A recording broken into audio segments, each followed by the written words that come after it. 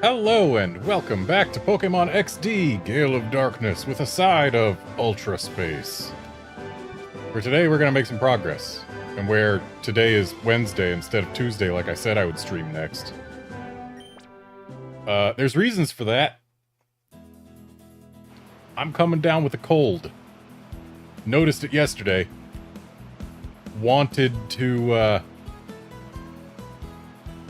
get some things done before I fully retreated indoors.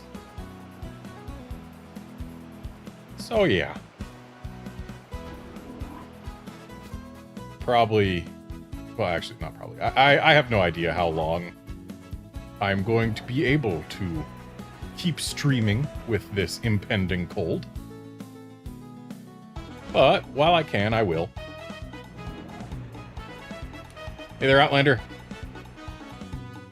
Hey there, guard. Yeah, I'm not exactly well. I'm not feeling terrible just yet, but it's one of those where, like, I can feel a lump of... Well, it feels like there's a lump of phlegm behind my nose, but above my mouth. It's one of those where, like, yeah, this is absolutely the beginnings of a cold. And, yeah. But as soon as I stop being able to comfortably stream with this cold, like, once it develops, I do still have content lined up, ready to go, that I was going to use later in the month, but I can use to, fill time instead of leaving you folks high and dry while I am sick.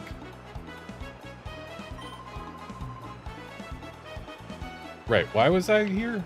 Because Mirror B, I think.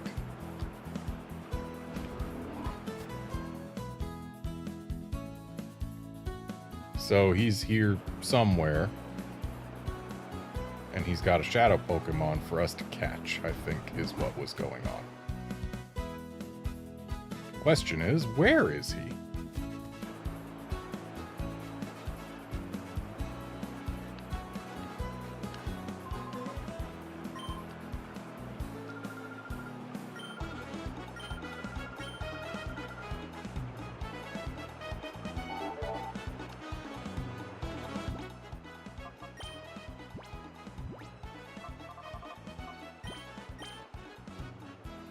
He is at Realgrim Tower. So that means either he's up in the Coliseum, or he's in one of these side rooms.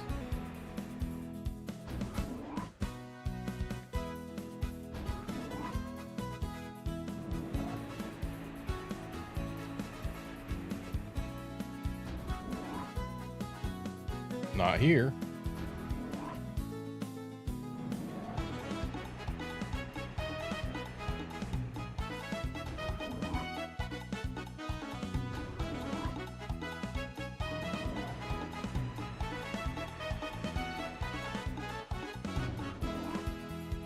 And not here, so I guess he is in the Coliseum.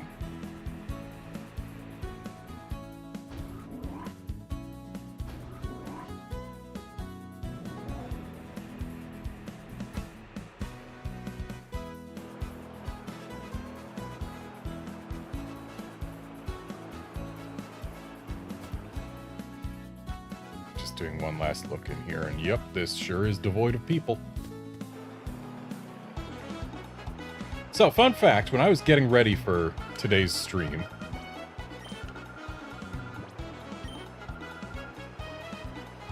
I had almost everything go wrong. Likely related to the fact that the night before last, there were some power flickers here. One of them took my PC offline. And that was when I learned that the uninterruptible power supply I had my PC connected to has had its battery backup turned off for over a year now.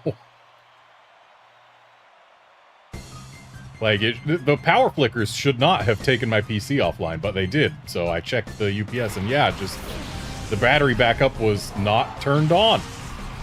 And that is related to when I changed which outlet it was plugged into and moved it.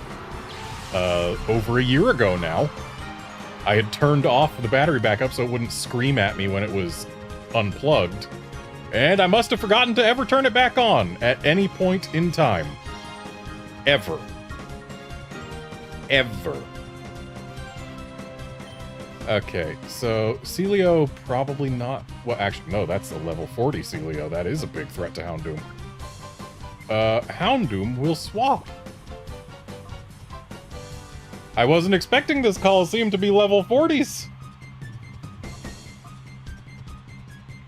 But, what do I put there? Espeon, I guess. And Shroomish will Mega Drain the Soul Rock. And we'll see how that works for us. But yeah, anyway, the problems lingering from the power flicker. My capture card did not want to capture anything from my RetroTink 4K. Which is a problem, because I kind of need that to give you footage for this game that I am playing. And like, yeah, I had it plugged in and all I was getting was no signal. Okay, this is already not going great. Do we ignore the Soul Rock and go for the Celio? Or do we still keep trying to get rid of the Soul Rock? Like, we can bite it. Let's try that. See how well it does. And we'll Stun Spore the Soul Rock as well. But yeah, so... Capture card was being detected by the PC, it was just giving me no signal.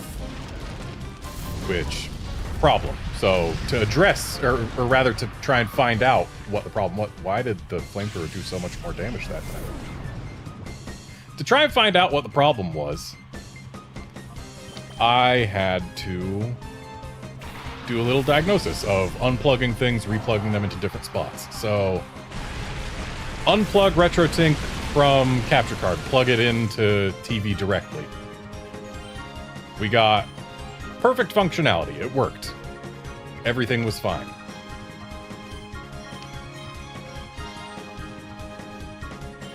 Unplug GameCube from RetroTink, plug it straight into capture card. Worked just fine.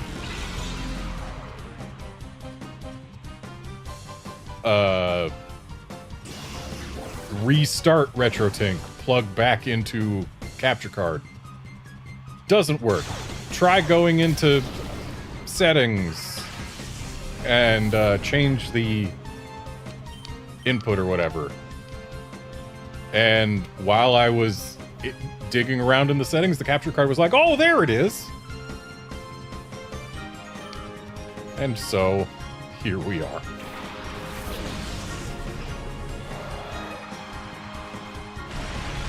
Unfortunately, that waterfall, yep, that's on Espeon, which means we're going to have a little bit of trouble with this Swalot that we wouldn't have had we still had a Psychic type, but Ursaring should be able to help us out.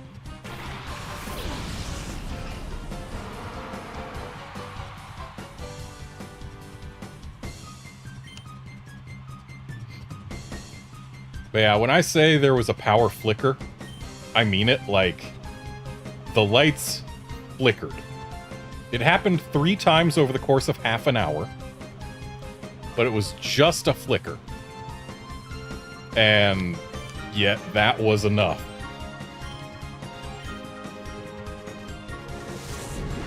Because, I mean, hey, any interruption of power is interruption of power.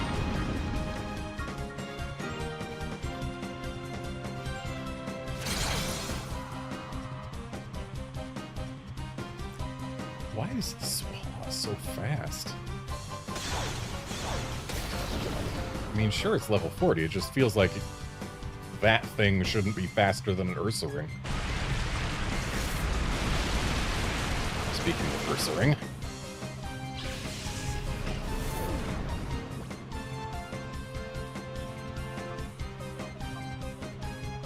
I guess Vibrava? I don't know that we're gonna really be getting past this here first round, and even if we do, I don't know that we'll be getting much farther.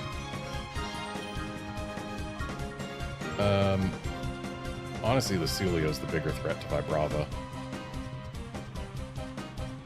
Dragon Breath it, hope it gets parried? I think that's about our only shot. So sure, let's go for that. And then we will continue Water Pulsing the Swallow.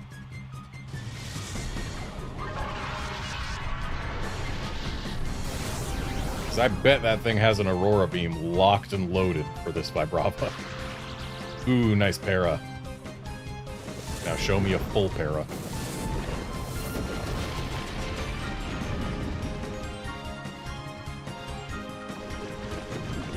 Okay, that poison isn't gonna help. Means Vibrava goes down next turn unless we get rid of Swallow first. Ooh, nice Confuse. Defense Curl? That's not Aurora Beam! Okay, well, let's try to get rid of the Swallow. Because if we can get rid of the Swallow before it goes, or before it attacks, then Vibrava gets to live one more turn unless Celio says otherwise. So, double into the Swallow.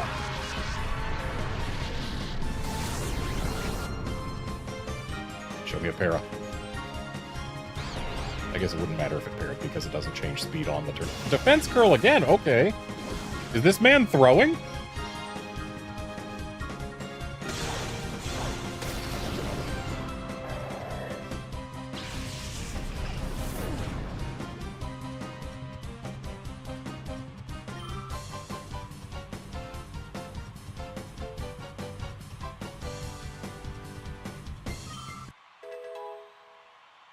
Well, at least we get a level out of this. Dawnfang. Ooh, nice para. Okay, so at this point, I think we double into Dawnfang. Hopefully we get a para on that. Just something to make it slower than my Celio. That's what I want. Okay, more Defense Curl. That one's probably going into Rollout, though.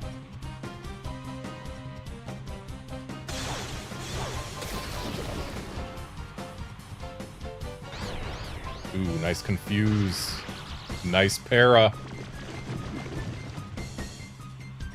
Okay, so the Dawnfang goes down as soon as a Water Pulse hits it. But if it uses Rollout on Celio, it might get the KO. Because it'll be super effective and it's got the Defense Curl boost, so it's already effectively turn 2 Rollout. It is Confused, which means 50% chance we just are fine. Do I use Dragon Breath on the Dawnfang and hope for a para? Knowing that if I don't get the para, then the Dragon Breath is effectively completely wasted? That might be the safer way to go, but I think... like, we still have to consider that the opposing Celio exists. It's not a huge threat to our Celio, but it exists. And we still need to take it down after the Dawnfang. But you know what? I think we go the safe route. If we get the para, then this reduces incoming damage. Honestly, I should have used Sand Attack instead of Dragon Breath. That's more likely to help. Oh, we got the para. Nice. That right there was value.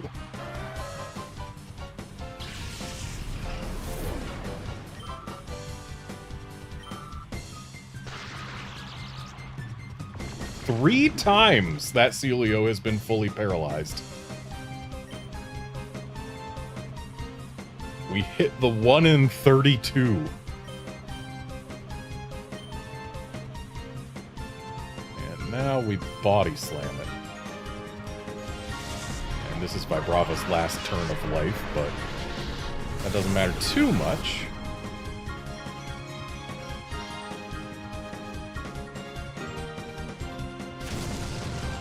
Right, body slam's not going to do much because that thing's used defense curl and also it's bulky. Okay, we got another turn of full para. We are getting into, frankly, astronomical odds.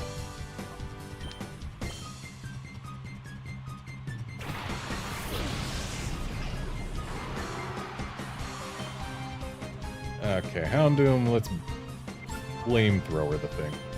I was gonna say bite, but flamethrower is neutral damage as well, so. Though bite could make it flinch, I don't think it matters too much.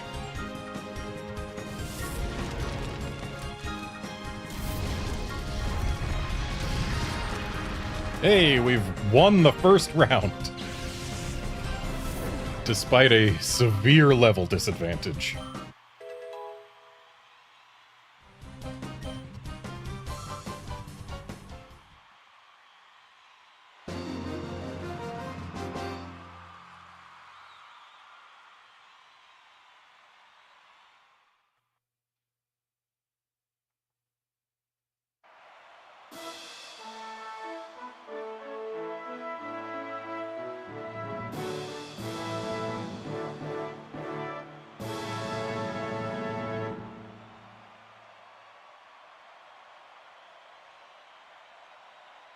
So is this guy going to be using para, or is he going to be using, like, Mean Look? Or Scary Face, rather. Mean Look makes things stay in. Scary Face lowers speed. Rhyhorn and Vigoroth. Interesting pair.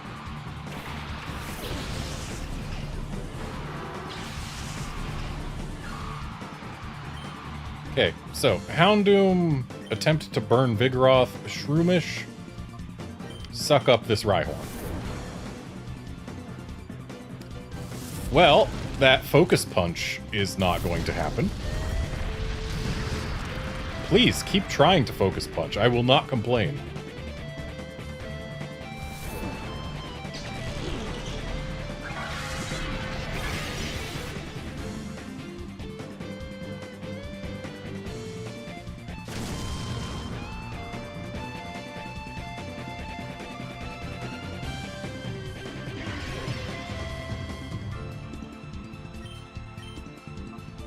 Now that we know that thing's got Focus Punch, we cannot leave it alone for even a single turn. But we don't need to. Ooh, Rock Slide, that's not gonna help. Come on, no flinch.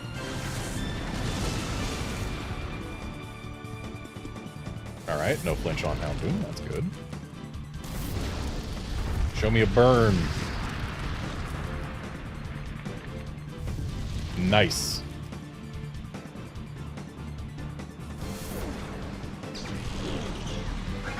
There's Rhyhorn. Bet you we have to press B after this battle.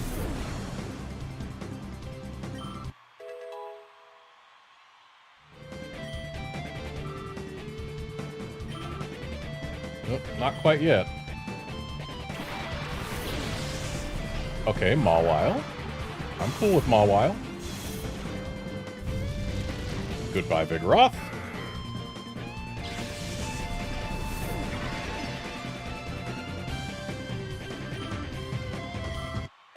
There it is. We do have to press B after this battle.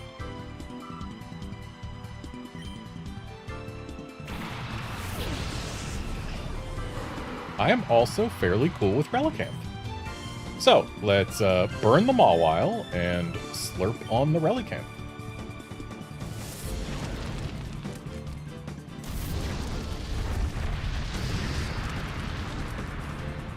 Nice.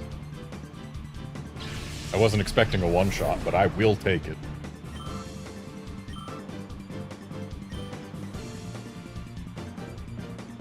Get Houndoom. Okay, you know what? As long as you don't KO Shroomish, it's fine. Okay, I guess the para is less fine, but whatever. Still a pretty decently sized slurp.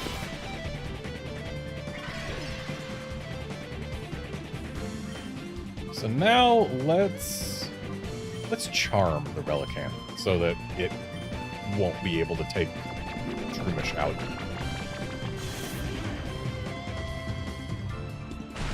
Oh, it's going for Houndoom now. You know what? Fair.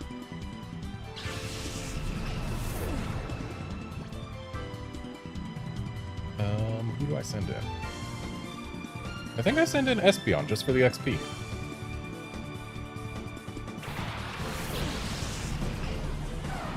And I mean, Psychic isn't a terrible move either, but... Shroomish can solo this thing at this point.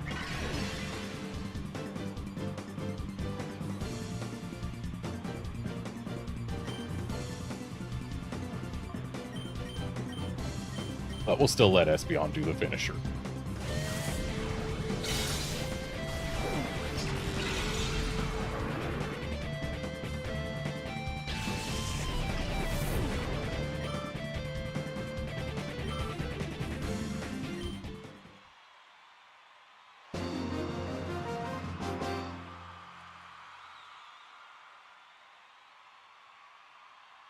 Yeah, your plan to take away my speed didn't work. You only paralyzed one thing.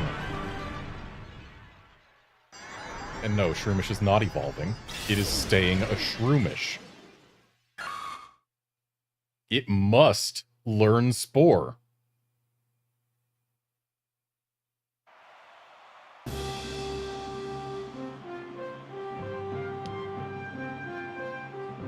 Hopefully the... Oh, there he is. We found him.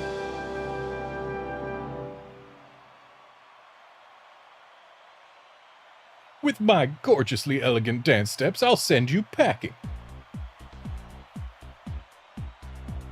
So are they gonna watch as we just steal one of his Pokemon from him in the middle of this Coliseum when none of them are aware that his Pokemon is a Shadow Pokemon and thus needs to be liberated from him?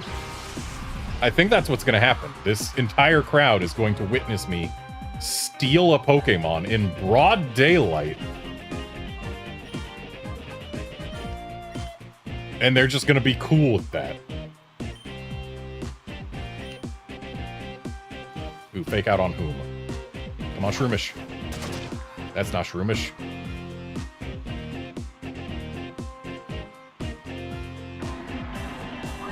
You know what? I am not against this sunny day. Oh. Of course, Stun Spore missed. As is tradition. Aerial Ace. That is a stab move, but it's from a Jump Bluff. A Jump Bluff that is now thoroughly roasted. Wow, wait, seriously? Ice Punch? I forgot he had a Lombre that could do that.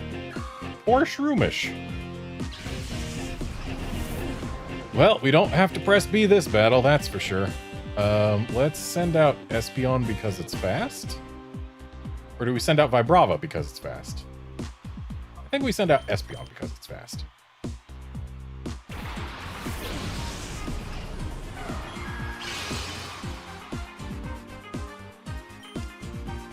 So, Houndoom is going to Flamethrower the Lombre because Espeon is going to finish the Jump Bluff. But not before the Jump Bluff gets off a Solar Beam. It's a lot of damage for not very effective. But then again, it's Solar Beam.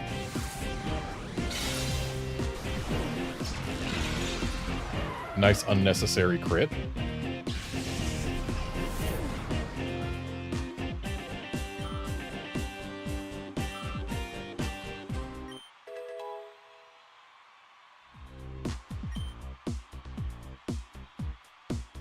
Nose Pass. Right, he's got the Shadow Nose Pass, right? Shouldn't it be a Shadow Nose Pass? Ooh, nice crit. Once the crits actually come in handy.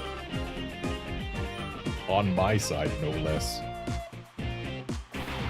Or was it a Shadow Sudowoodo? It better not be Shadow Sudowoodo. We've seen one of those before.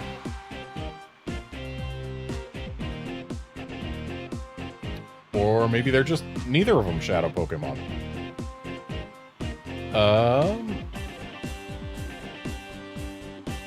I kind of feel like trying to charm this Sudowoodo, knowing that its attack stat is as high as it is. So if Houndoom manages to go before Sudowoodo and Nosepass, then yeah, Sudowoodo will be less of a threat.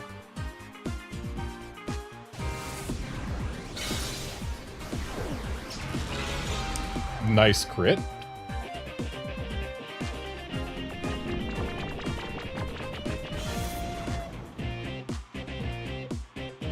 Maybe I should have looked more at the Nosepass, huh? Houndoom's gone, but it's done its job.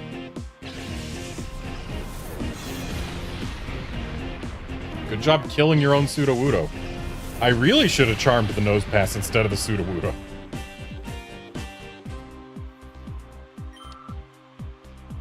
Mirror B decided he didn't want his Sudowoodo to have a turn. Anyway, Vibrava goes out now because it's immune to earthquakes.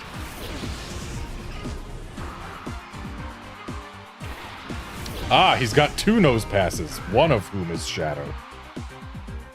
So yeah, these people are gonna watch me just steal a Nosepass in broad daylight, and nobody's gonna bat an eye.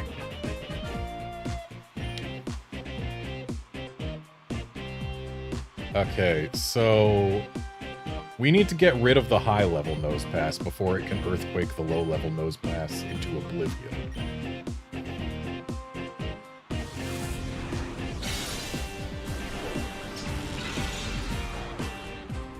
Come on, right, we can't confuse it with Psychic. What am I thinking?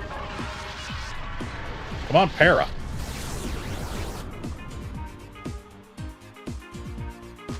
No Para. Mirror B, are you really doing this? Don't tip. Okay, nice. Perfect. Leave it exactly there. Ah, he must have used Earthquake because he saw KO on Espeon. Okay, Celio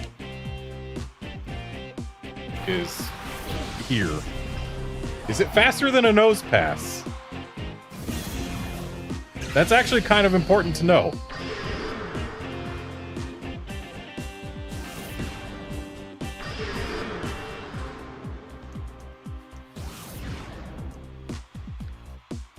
Because, like, I need to get rid of the level 40 Nosepass, but I cannot do an extra attack into it. Okay, here's the plan. We are allowed to throw balls before both are done.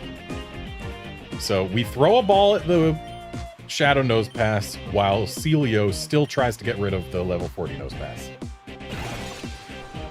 And hopefully the ball just works and we don't have to worry. But if not, then hopefully Celio is faster than a Nosepass. Okay, it just works. We're good. And now we have stolen a Nosepass in broad daylight. In front of a crowd who are cheering for me. Okay, so Celio was also faster than a Nosepass, so both aspects of that plan worked.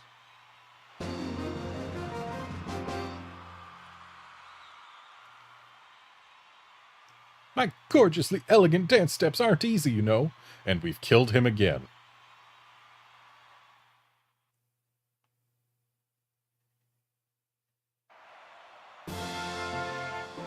Alright. So, thus far, the first round has been the hardest. Hopefully that holds. Bird Pokemon? That's a minor problem, considering that Celio is the only thing I have that's super effective against those. Ah, but at least I can try and toast your Skarmory.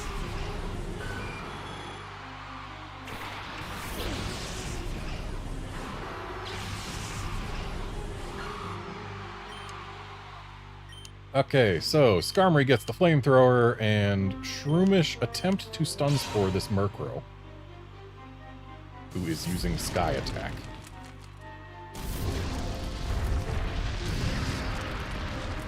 Ooh, good flamethrower. They're both using Sky Attack. But Skarmory will not get to finish its Sky Attack. And Murkrow might not get to finish its Sky Attack.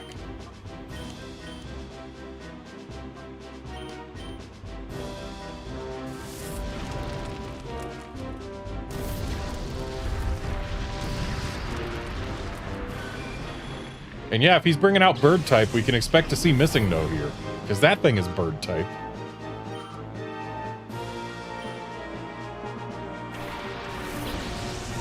Okay, Swellow. We do not want to burn that because I'm pretty sure it can have Guts. Hopefully we get either a Flinch or a Para on that Murkrow. Nope, we got neither one, so probably Rip Shroomish. Or not. Rip Houndoom? I was not expecting a Murkrow to A, target Houndoom with Sky Attack, and B, actually kill with it.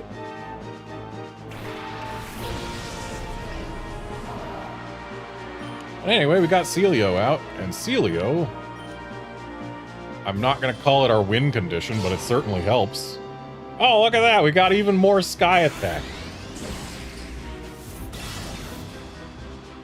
Okay, so Swellow is faster than Celio, so it will get that Sky Attack out. Nice crit.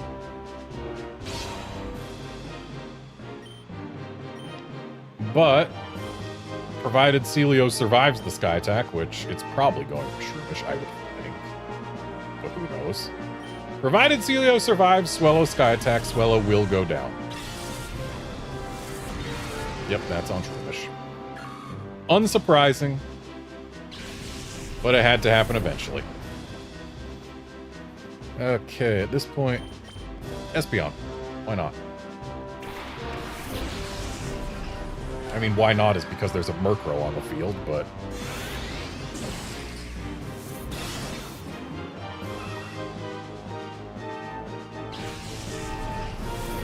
yeah, Houndoom is very underleveled. It just feels like it should survive more than it does.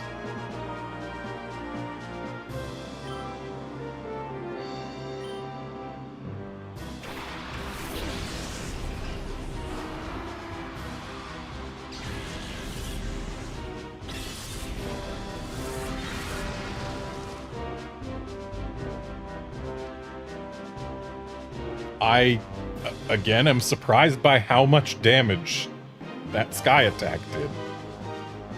And again, I probably shouldn't be. Murkrow is actually stronger than it feels like it should be. But I guess we're going for Noctowl at this point. Because Murkrow, if it keeps going for Sky Attack, at least it's got to get through 2 potential Paras in order to actually get it off. Ooh, nice special defense drop. Put that Psychic on Espeon for some reason, please. Nope, that's Celio gone. Unsurprising, but sad. Would have loved to get an Aurora Beam off. Let's Ursaring it.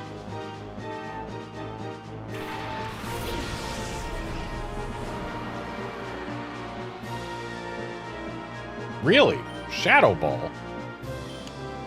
Interesting choice, but, ooh, let's... hang on. I need to check the strength of these moves. I don't know how much return's going to be, but it's going to be better than Rock Tomb. I know that. With the same type attack bonus, and with how much friendship we have certainly built up by now, return must be better than Rock Tomb against things that can be affected by normal. So let's return the Murkrow to try and get rid of it and Psychic the Noctowl.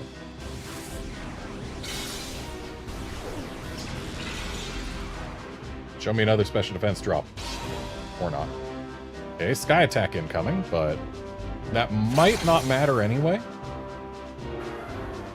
Considering that we have the potential to KO with our next Psychic. Potential that has increased with that level. Not to an amazing degree, but increased.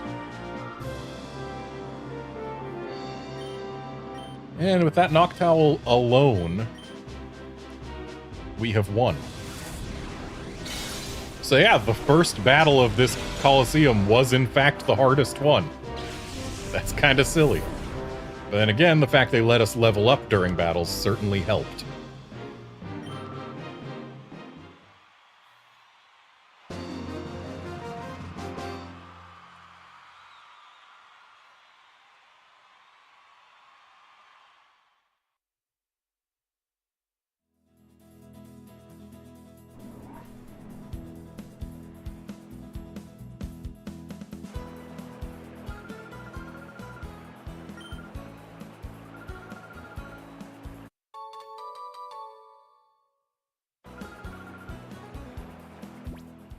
What, pray tell, is TM49?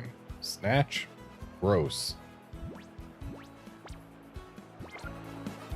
There is actually zero value in that TM for me. Because it's a terrible move. Oh boy, if your opponent boosts their stats on the turn you use Snatch, you also get the stat boosts. Or do you steal them? Either way. At that point, just boost your own stats. It's more guaranteed. Now let's go purify the Pokemon that are awaiting purification. And then we'll continue with the actual plot.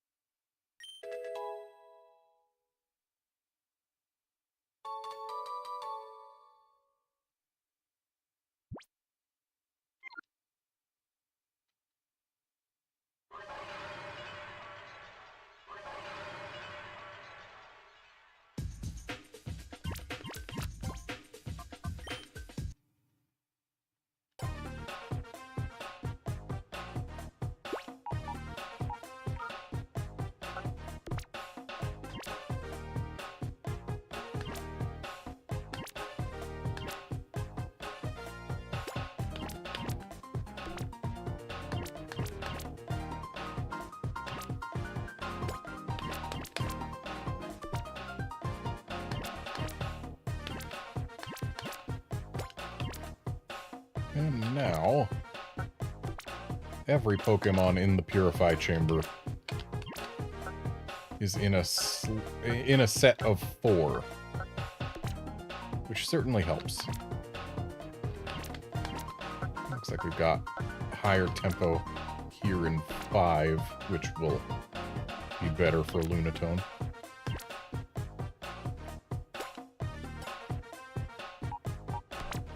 And there we go. We have every current Shadow Pokemon we own being purified, and we've still got a whole extra set available.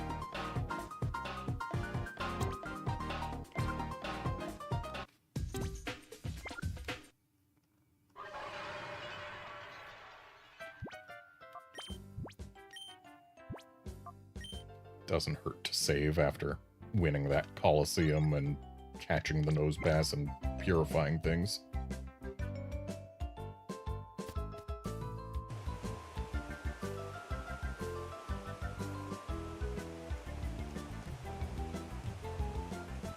Yeah, Break is nice. The problem is, in order to use the Break that I've got, I would have to use that Makuhita, which I don't want to do.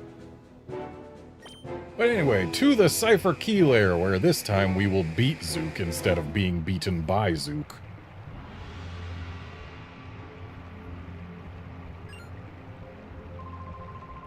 You're getting on my nerves the way you keep poking around where you're not welcome. Okay.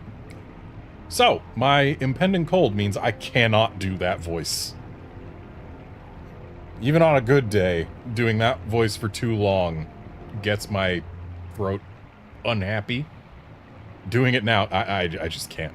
So, you're getting on my nerves the way you keep poking around where you're not welcome.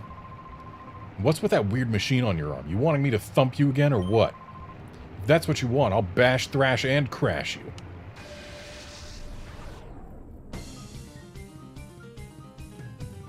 So yeah, today I think we just do regular reading instead of doing voices most of the time.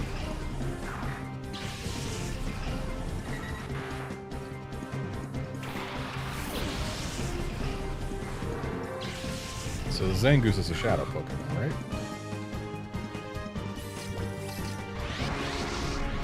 Mm-hmm.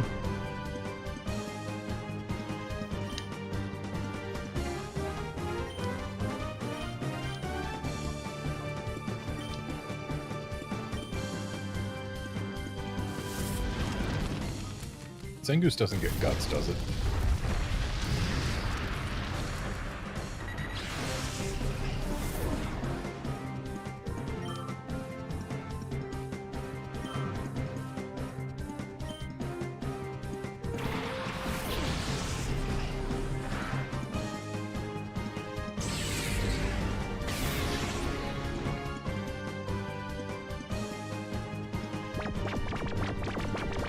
I feel when Effect Spore prevents me from using Stun Spore.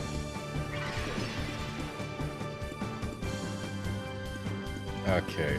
Houndoom can bite the Zangoose, while Shroomish Mega Drains the Carvana, and the Zangoose should survive this. Yeah, easy. And there's our guaranteed sleep turn.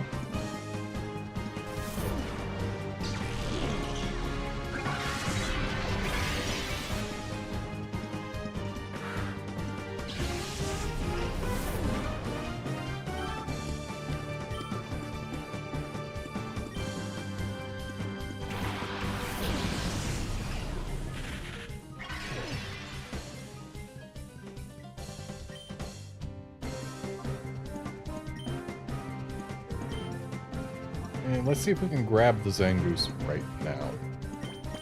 Yes, I'm leaving Shroomish exposed to the Seviper, but sometimes you gotta take risks. I'm biting the Zangoose just in case this doesn't catch here. I needn't have worried. Hopefully whatever comes in its slot takes damage from bite. And yep, Relicanth does take damage from bite.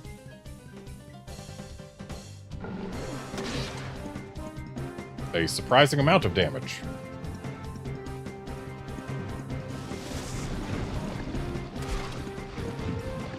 And the Seviper went for Houndoom instead of Shroomish. Okay.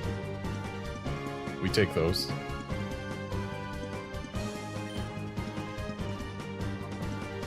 So, let's burn the Seviper. And slurp the Relicanth.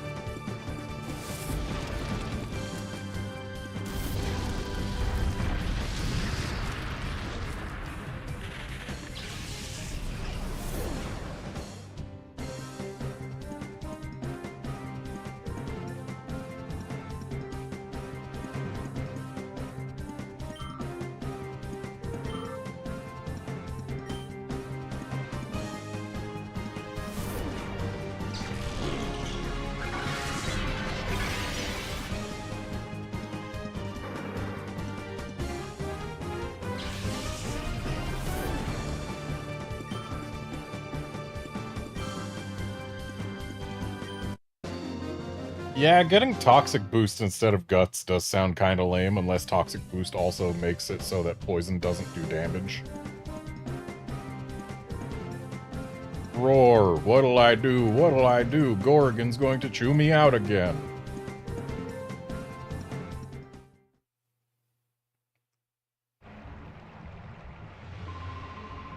Ugh, the punk thumped me, and Gorgon will be furious with me again. I should go away, somewhere far away where Cypher won't have any influence. So long, punk. I've had enough of battling you to last a lifetime. Oh boy, Meowth is ready for purification, but it's gotta wait. Because we're going into the Cypher Key Lab, or we're getting stopped by these two bulky men. Hey, hey, hey, this is no place for a kid like you. No, no, can't let you in. Nope, you run along now.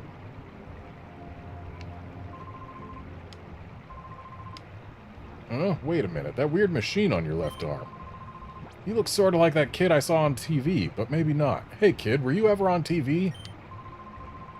What? The kid taking the fight to Cypher is you? Well, what an opportunity. I'll knock you out and earn myself a promotion to admin. Hold it there.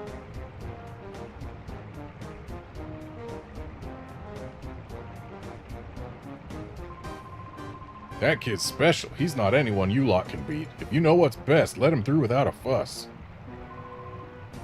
What? Don't make me laugh. Hey kid, you let us handle things here. It wouldn't pay to make a racket. All it'd do is alert the guys inside the building. Hey, Joaquin. Yo. Hey, you guys are from Team Snag'em. What do you think you're doing here? Gloom, hit them with sleep powder. Seriously, why don't more villainous teams do this?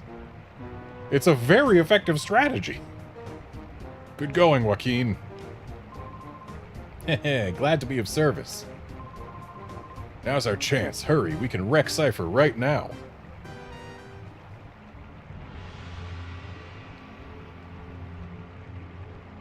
Like, honestly, Joaquin, just keep on having Gloom use sleep powder every time you encounter anyone who is standing in your way. It clearly works every time.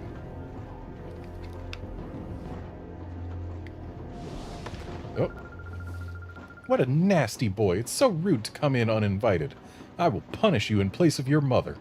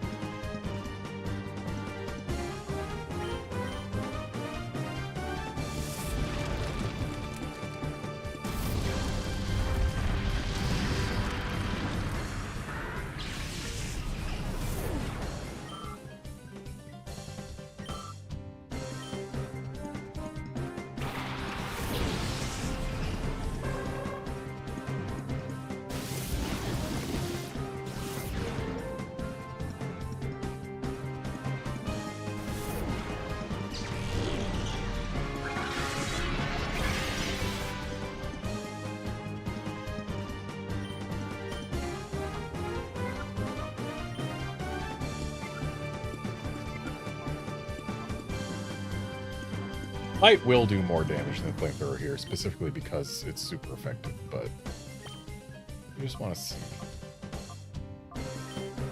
So Bite is effectively base 90, goes up to 180. Yeah, Flamethrower only gets a 50% boost on that 95 CS. Bite is better. By quite a bit. Just wanted to make sure.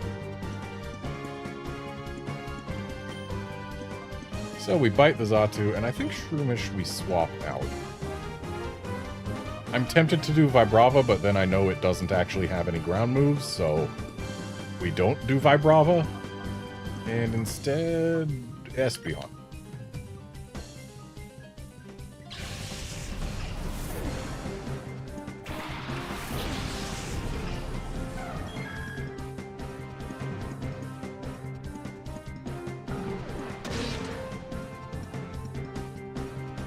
Come on, flinch. Nice.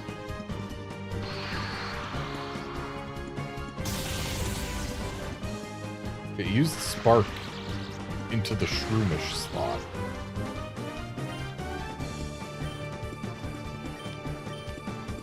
Why would it spark the slot of the Pokemon that resists Spark?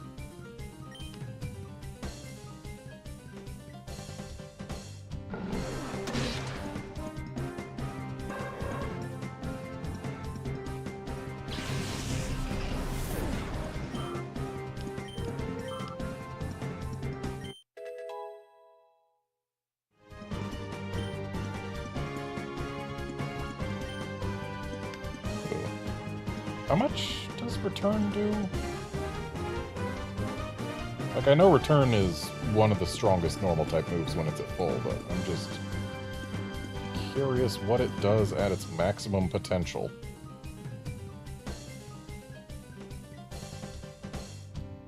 So I'm looking that up.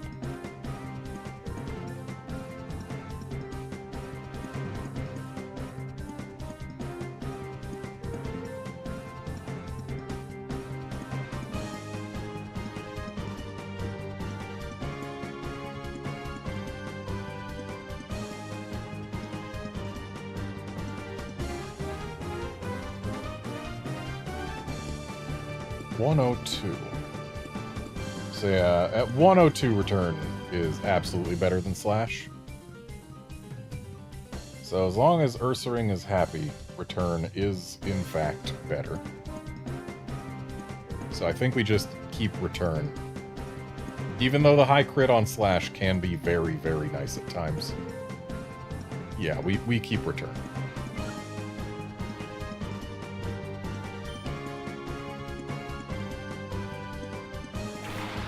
Yeah, fainting lowers it a bit, but not by that much.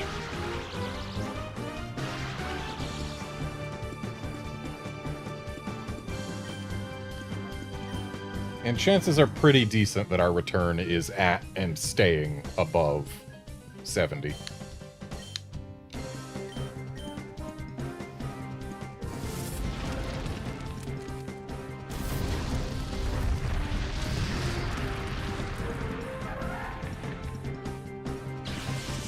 Outlander, Return also has competition from Hyper Beam. Though when you consider that Hyper Beam can only be used every other round, then it's really no competition at all. Return is better damage if you use it twice versus Hyper Beam being used once.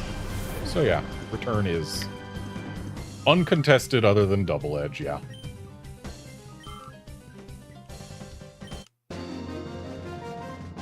In Double Edge, you pay for that extra power.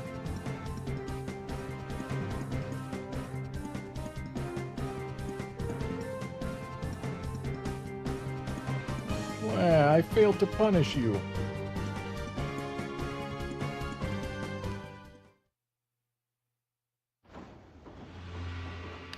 Okay, I was going that way. Oh, another thing's ready for purification. I was going that way and... well, not in hopes of anything. I was just kind of flailing about. I don't know where I'm going here. I'm just going places. But I guess, since we had to battle to go that way, let's keep going that way and see if they're regarding anything of value. Well, they're regarding this item. Ooh, a full restore. Don't mind if I do. And going up there looks remarkably like progress, so we're going to go ahead and not do that just yet. So this door just opens. What are these? Cartons of some kind. Phew, we'll be done soon with this Shadow Pokemon production run. That's the last of the Pokemon we received from the SS Libra. Boy, I'm plain worn down tired.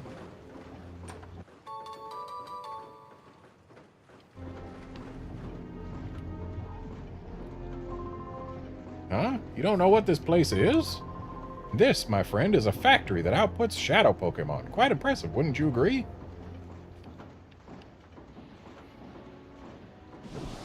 Nope. Intruder detected. But it's just some kid.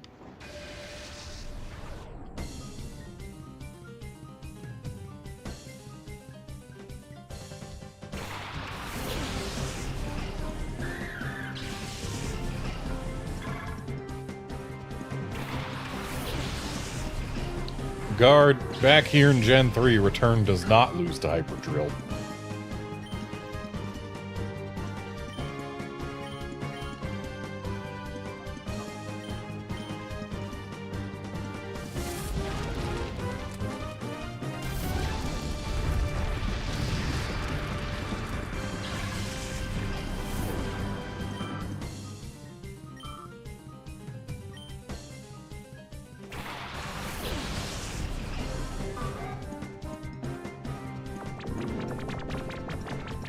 No, our physical attack.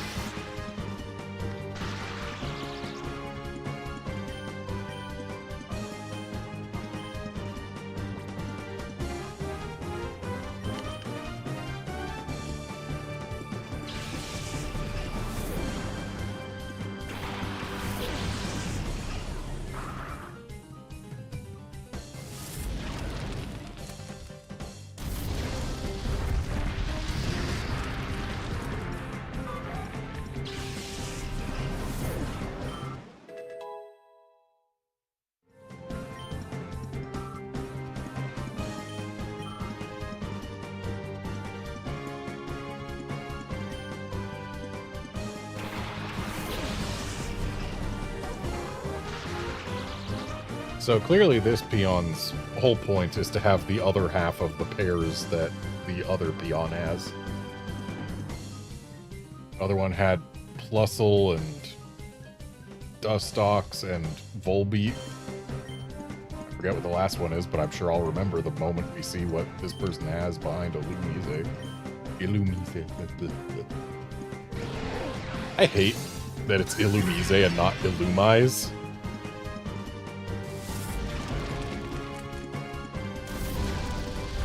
But it is.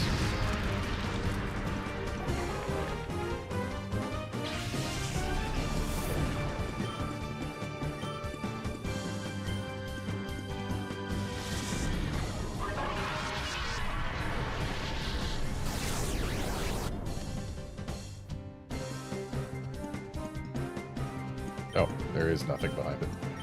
What was the other thing they had that I knocked out? I don't remember. Clearly it didn't register well enough. Alright, it was Dustox. Oh wait, no, because they had 3 things besides mine. There was one thing in the middle that I knocked out and didn't even register.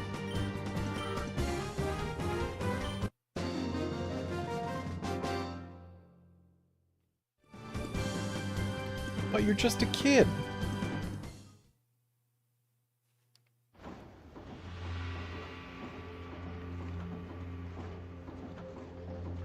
Okay, and there's stairs over there. Oh, this place is more heavily guarded than the other side. Hey now, wasn't anybody keeping watch at the entrance? Huma.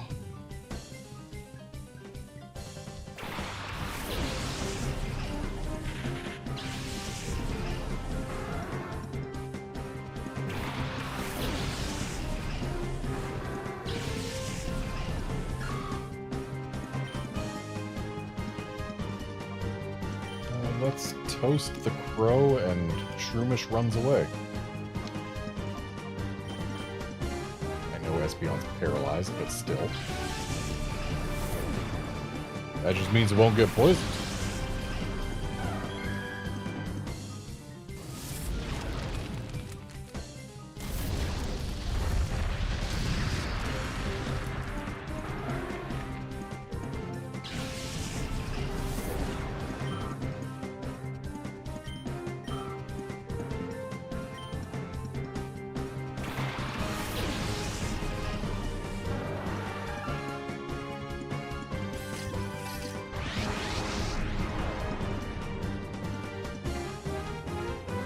I was gonna say that poor Paris and then toast the ever-loving heck out of it. But then it was a Shadow Paris. So instead, I'm just gonna bite it and hope that that doesn't kill.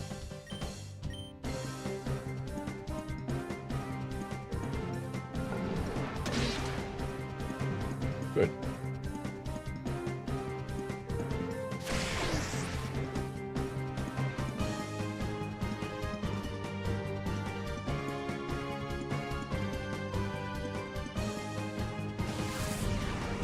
Also nice flinch.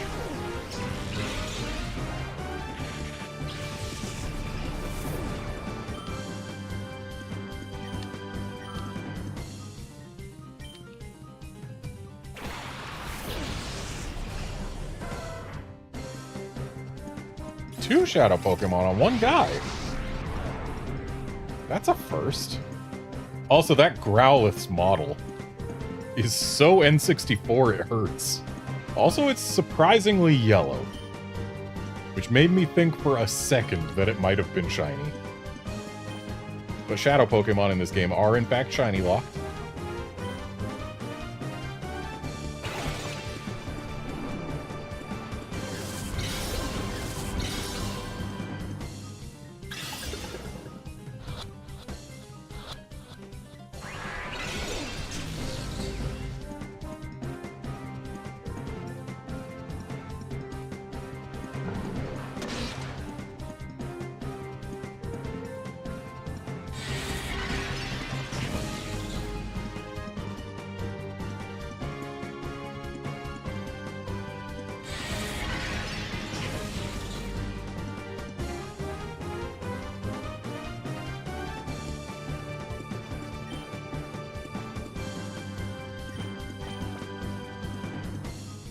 So I'm actually going to throw the ball at the Growlithe.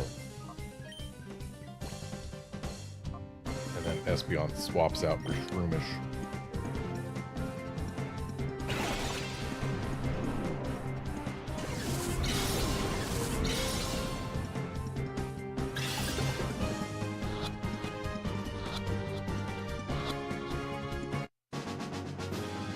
No, Guard, this isn't my first legendary Pokemon capture because I caught a Growlithe, not an Arcanine. I don't even have a Fire Star. Therefore, this cannot be a legendary Pokemon.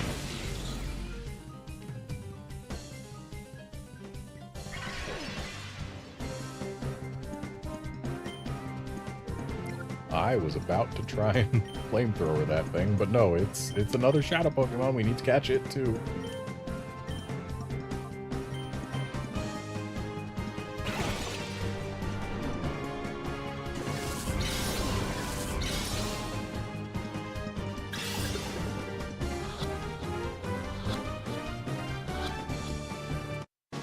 There we go.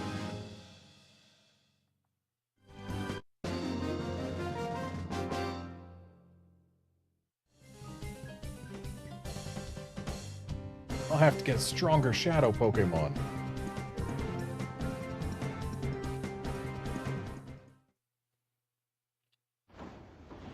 So this way had 2 guards. The other way only had 1. Well, a healing machine is a good thing to have under double guard.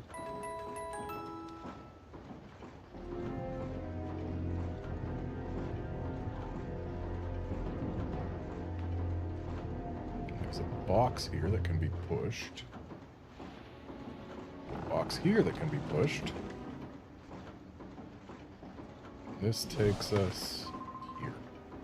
Who gave you permission to enter? Gorog.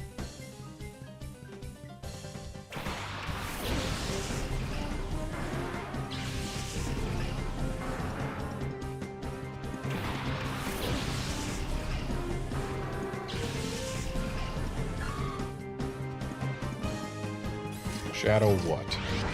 Shadow Shelter. Okay, Houndoom bite the Shelter. Shroomish slurp up that Rhyhorn.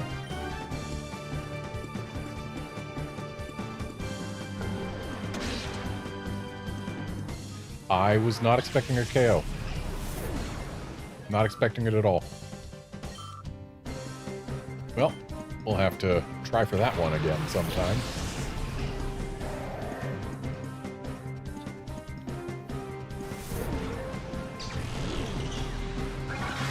So my understanding is that to get Shadow Pokemon you've missed in this game, they all end up in Mirror B's party.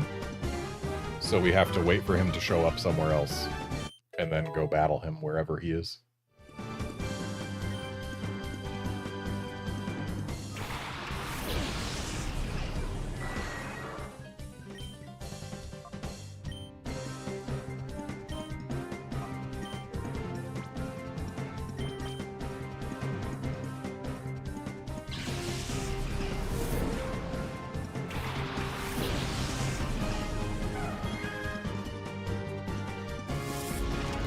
Yeah, if Bite was physical in this generation, the Shelter absolutely would have survived.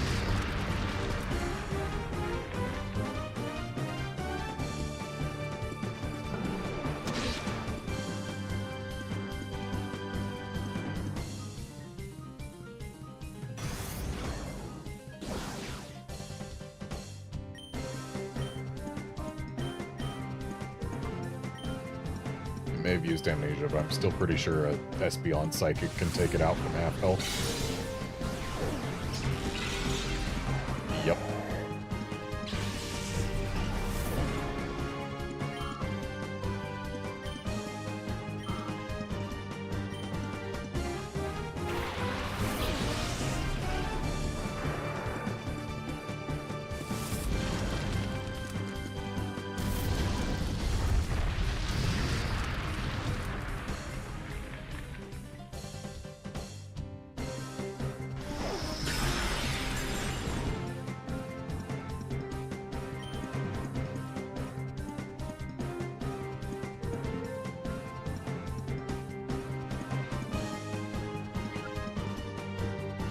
Much we can do against Sharpedo.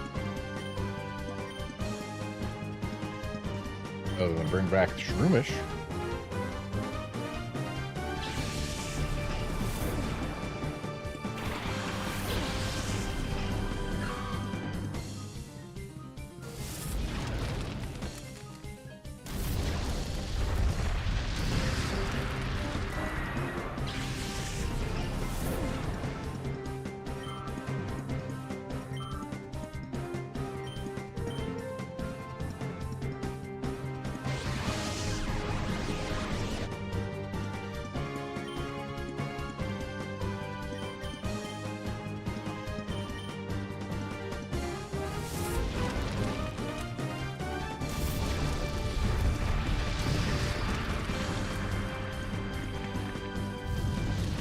Nice burn.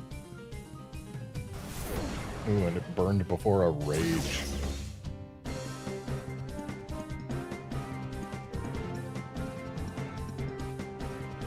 Like, if that thing had used Waterfall instead.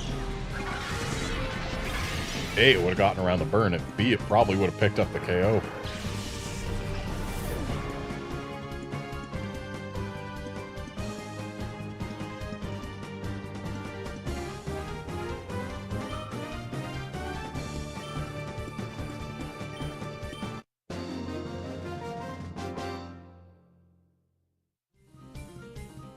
What, just brute force? Shelter fled somewhere. So that's how it ends up in Mirror B's team. Okay, so looks like The left side lets us get into that northwest room, but prevents us from getting into here. And we can't get down there unless we go up here and then come back out.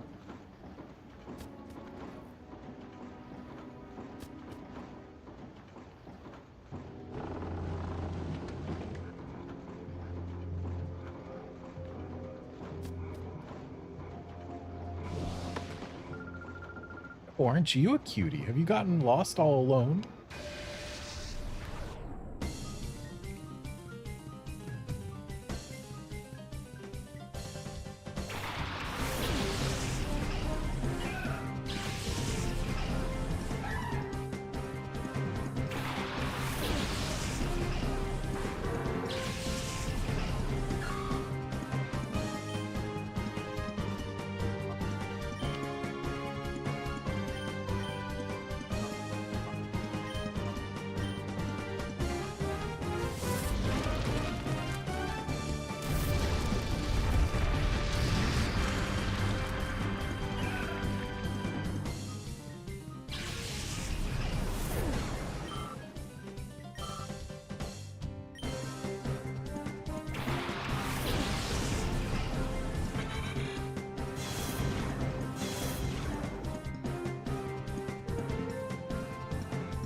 Of course, we mess with the stunts board.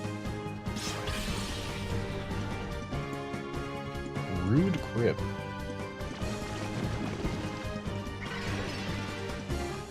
I would say nice effects score if it was anything but poison.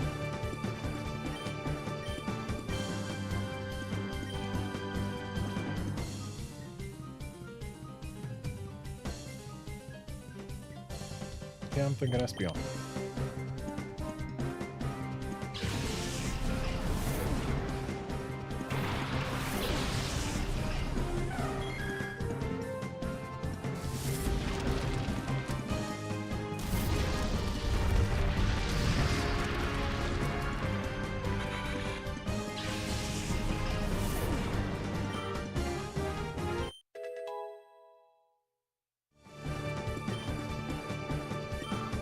Press B again after this battle.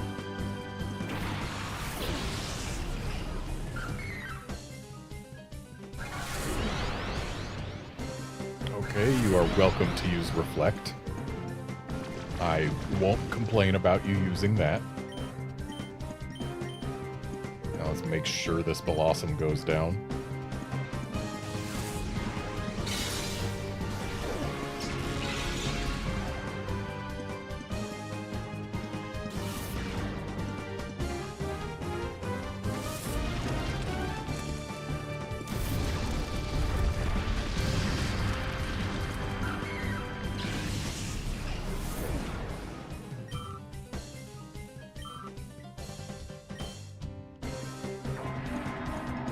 Oh, you want me to toast you really bad? I can do that.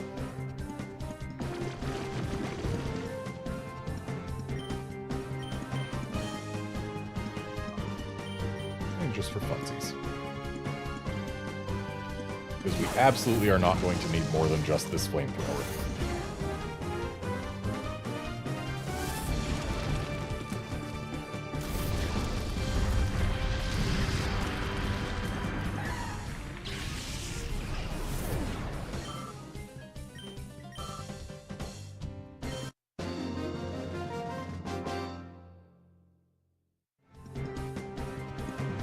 Losing to a boy like you, I'll be out on the street begging for a job.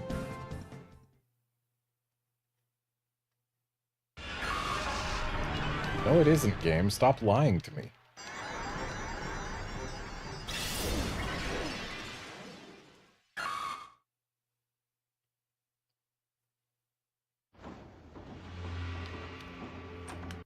What do we have here? Rare candy, not bad.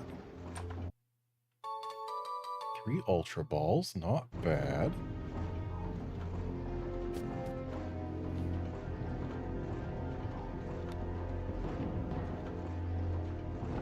I mean, I guess the Ultra Balls aren't great either. I'm not using them. I just hit the soft reset button from the freaking intro scene. But hey, I guess I, in fact, did not see a shiny Reshiram in that intro scene, and therefore, it was not a wasted soft reset. It was just ahead of its time.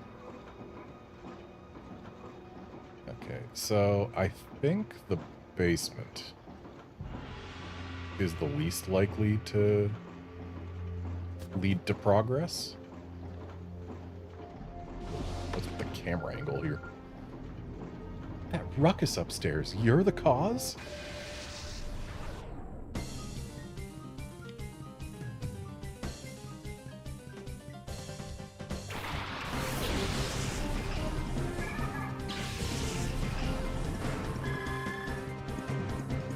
Okay, Houndoom does not want to be out here.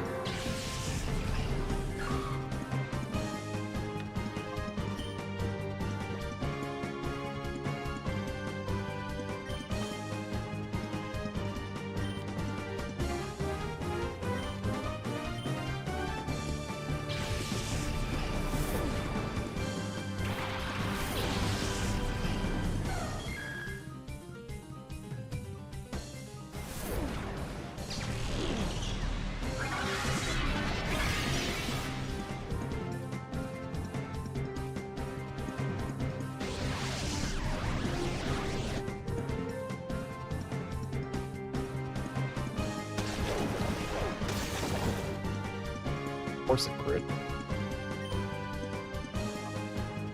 Alright, let's make sure this Octillery goes away.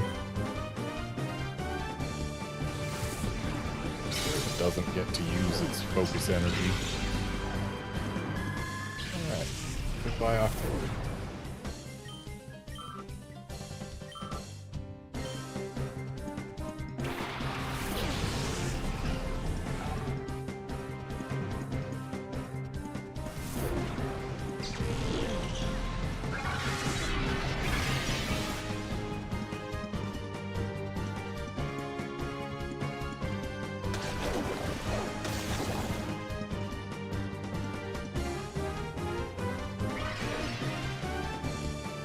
Yeah, Remoraid and Octillery are definitely an interesting pair. Especially when you consider that it took me literally until I saw the beta sprites for them to realize what they were supposed to be. Because, like, Remoraid is supposed to be a revolver. Octillery is supposed to be, like, a tank.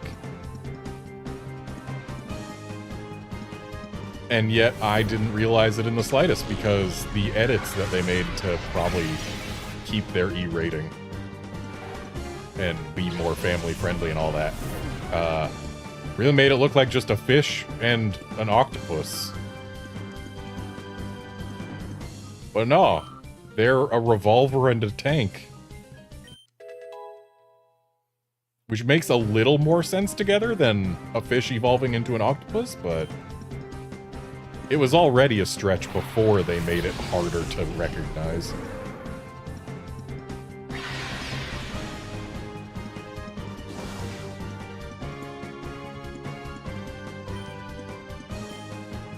Let's Psychic the Clamperl and Slurp the Relicanth.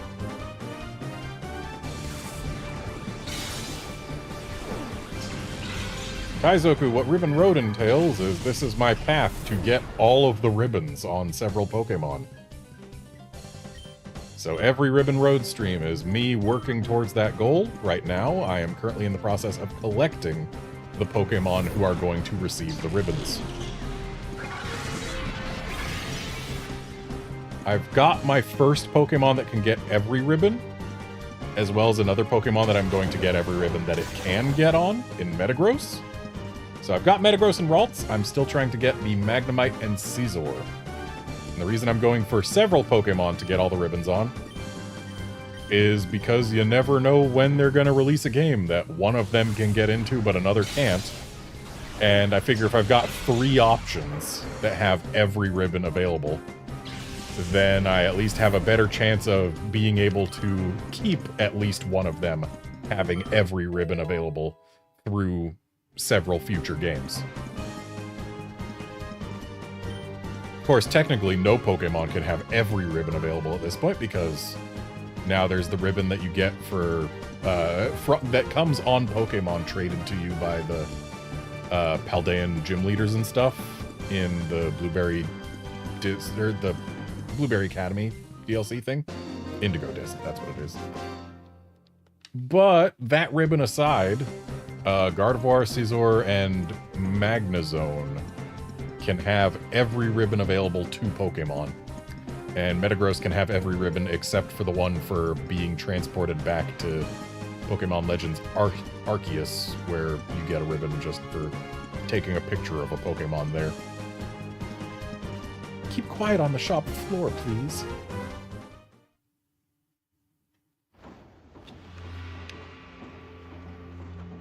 There is a large container. TM24, isn't that a good one?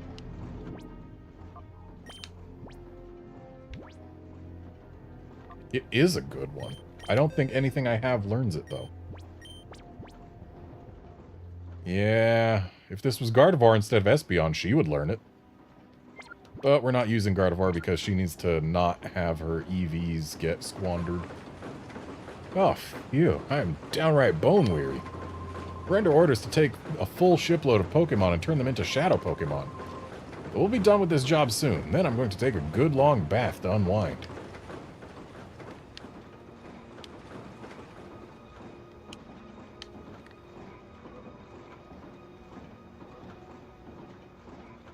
Boychik, Pokemon Bank does not have a currently announced end date.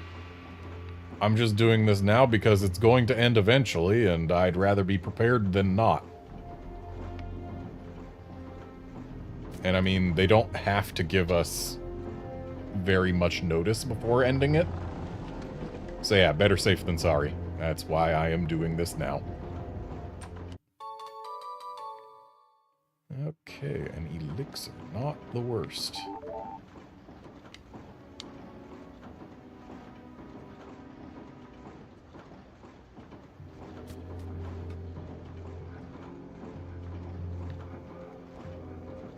Yeah, Outlander, I've basically never paid attention to ribbons either, but when I am given a goal that is achievable, I go for it. It's a thing that I do.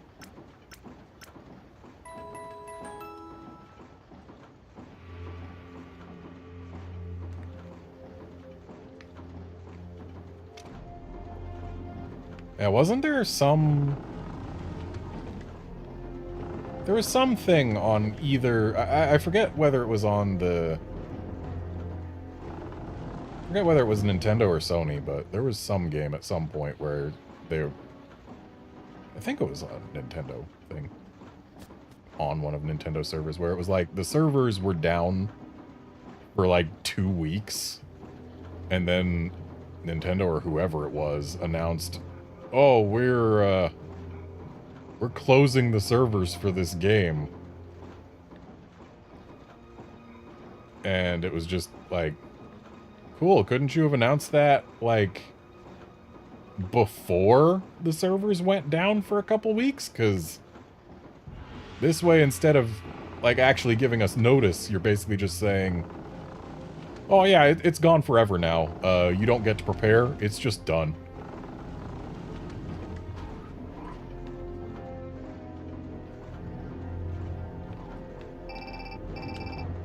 Well, Mirror B may have appeared. He already found that shelter. I wonder where he is. We're not going to go straight for him, but... Pyrite Town. Kaizoku, I am not evolving Shroomish because it needs to learn Spore.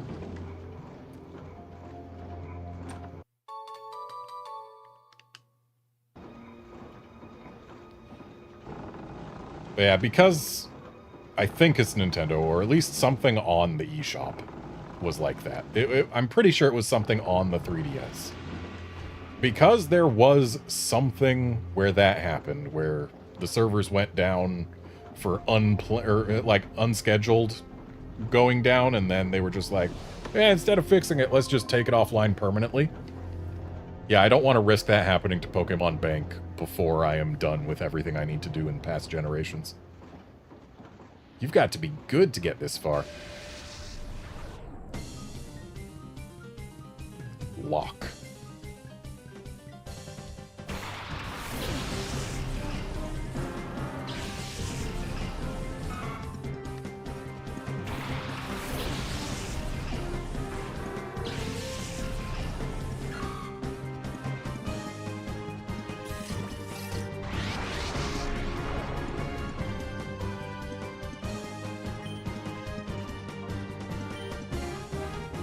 No. That thing's a shadow Pokemon. I can't just burn it and call it a day. Can I bite it safely? Maybe. If not, well, I guess Mirror B gets another Pokemon. Okay, yeah. Bite's just fine. Nice flinch. I gotta say, Shadow Beedrill is not something I was expecting to see. Especially not this late in the game. Jeez. Like, the whole point of Beedrill is you can get it really early. And it's good for when you get it, but it falls off hard. Why would they make a Shadow Beedrill this late in the game?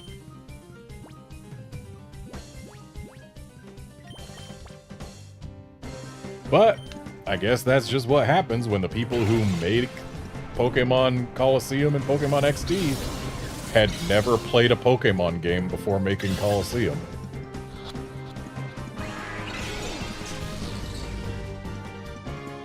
I mean, by XD, they should at least have a better idea of what Pokemon's about, but even now...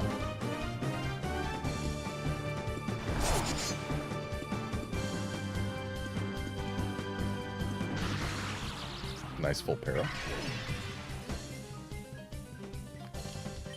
Okay, let's toast this Furret while we throw another ball.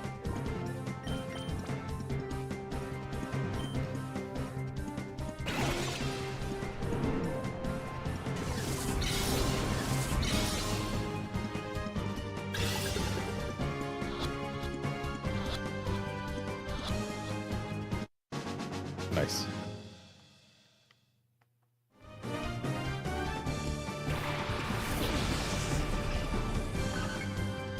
Well, apparently Block here treats his Pokemon right if he's got a Togetic.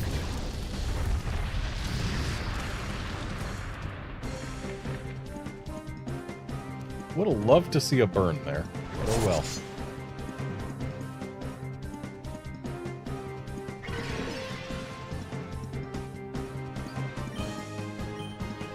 Okay, let's flamethrow the Togetic. And Shroomish can not get rid of the Furret unless...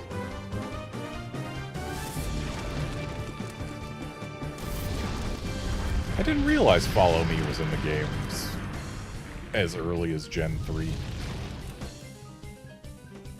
Considering how useful it still is in modern Pokemon battles. Like, it just seems like the type of thing that they would have added a couple generations in instead of in the exact generation where they added double battles.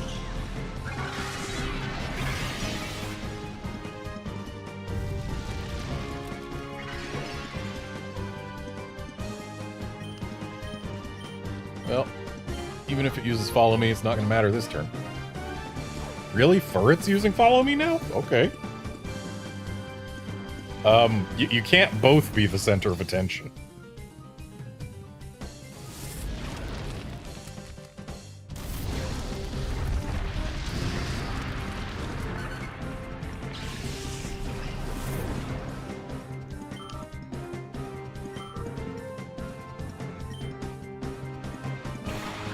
Clearly, Locke here was having them both use Follow Me so that we would be confused as to which one to attack. Shadow Pidgeotto. Interesting.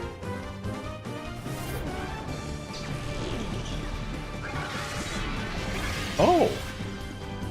So Follow Me redirects you to the slot, even if the Pokemon that used it is gone. That's good to know.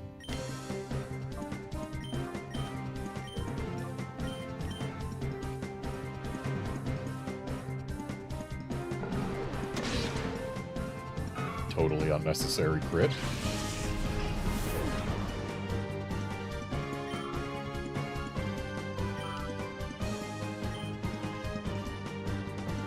Shadow Panic?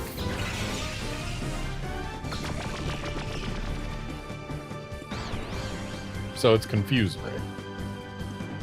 Oh, it's double target Confuse Ray.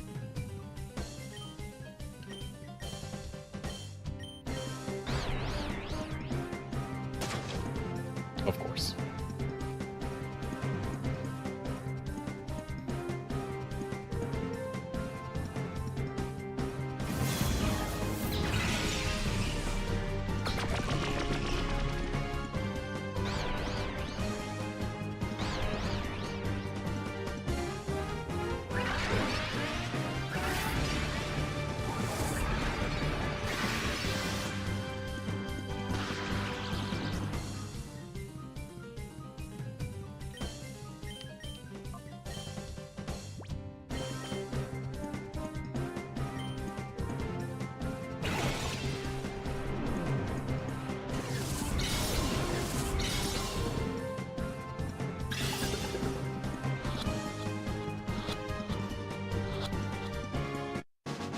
And there we go.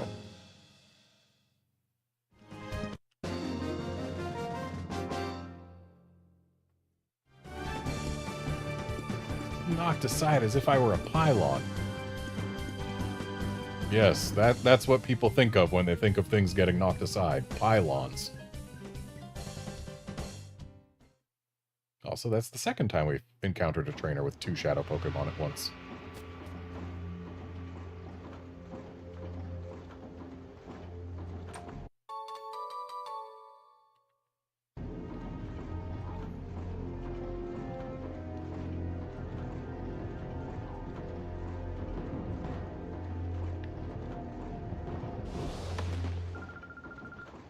You get on my nerves the way you scurry around. Cleto.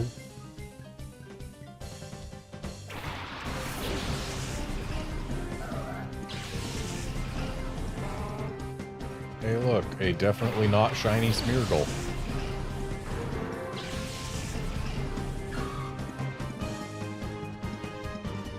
Ah, Little Big Planet 3. Okay, so it wasn't on a Nintendo platform, but still, the fact that there is a historical...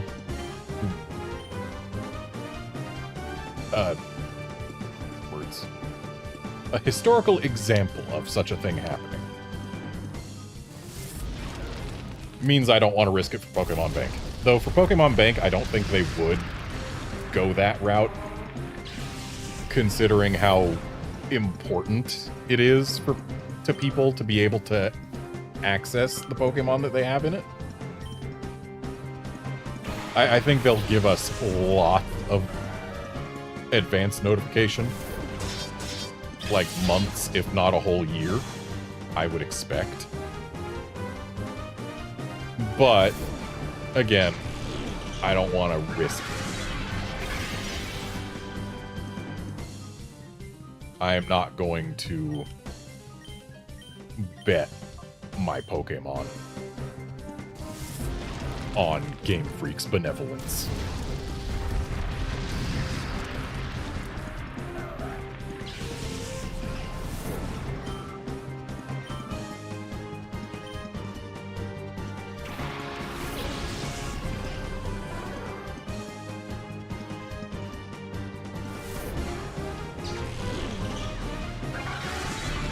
Darn low rolls.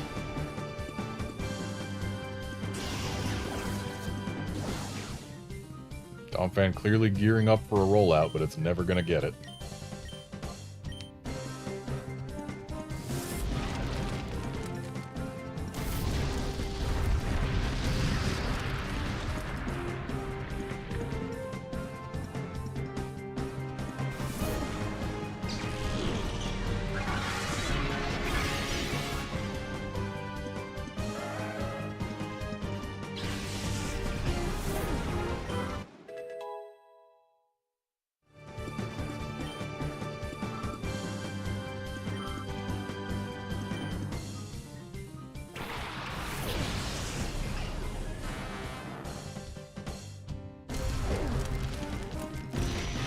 I was not expecting a fire punch.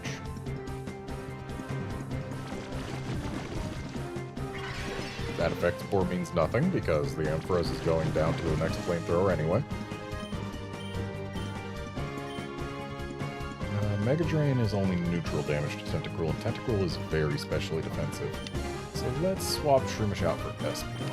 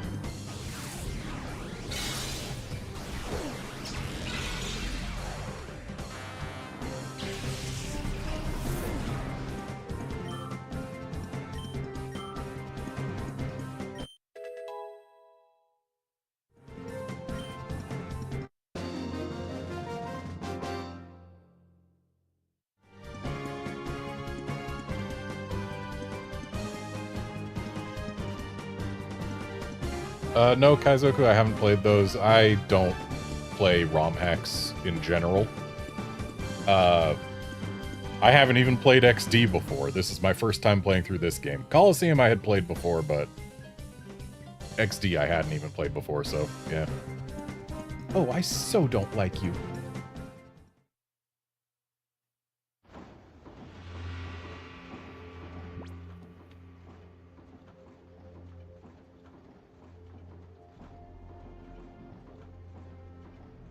Oh yeah, if Tentacruel had Liquid Ooze, that would have made Mega Drain bad. And with Ursaring now being the highest level member of my team, I'm going to take that XP share off it. Do I give it to Houndoom and then just swap Espeon in front? Maybe. I think I do.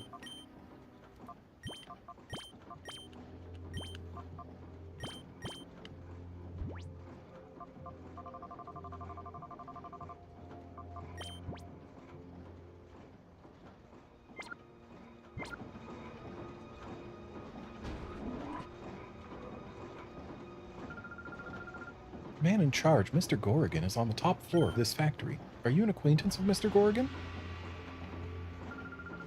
Oh, busy, busy, busy. I have to put in overtime every day. Unbelievable. It's terrible for my complexion.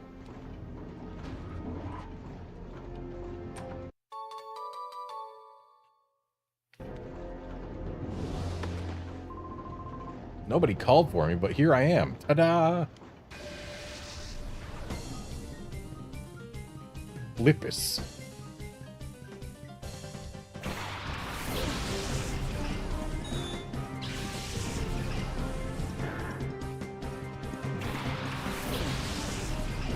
Kaizoku, the thing about me and Pokemon ROM hacks is while some of them do interest me, I don't think I'm going to actually end up playing any of them.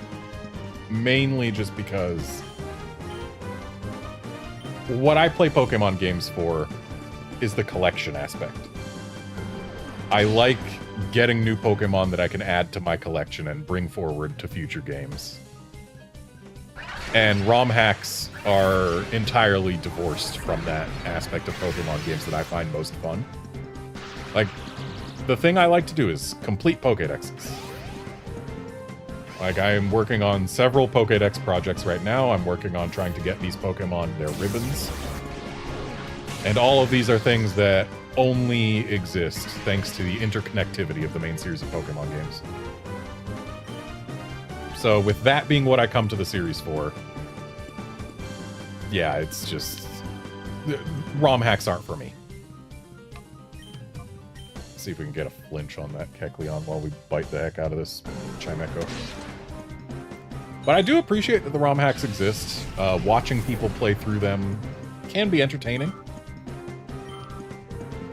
But personally, playing through them, I'd rather be spending my time on something that helps me expand my collection.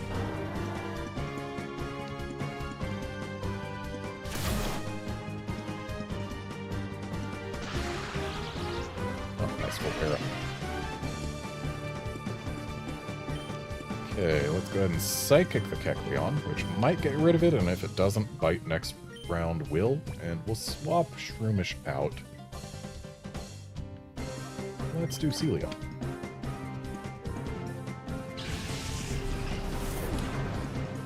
Yes, I have played Let's Go Pikachu. I have not played Let's Go Eevee. I wasn't a huge fan, mainly just because of the forced motion controls.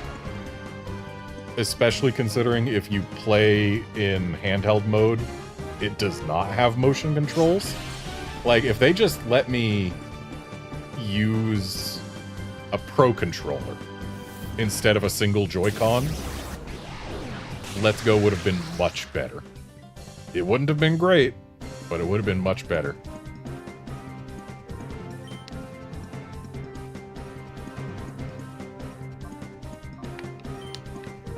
But I do own both Let's Go Pikachu and Let's Go Eevee. I do plan to play through them and complete the dexes in those eventually. Like, I just need to get the exclusives from Let's Go Eevee is all I need to do, but still.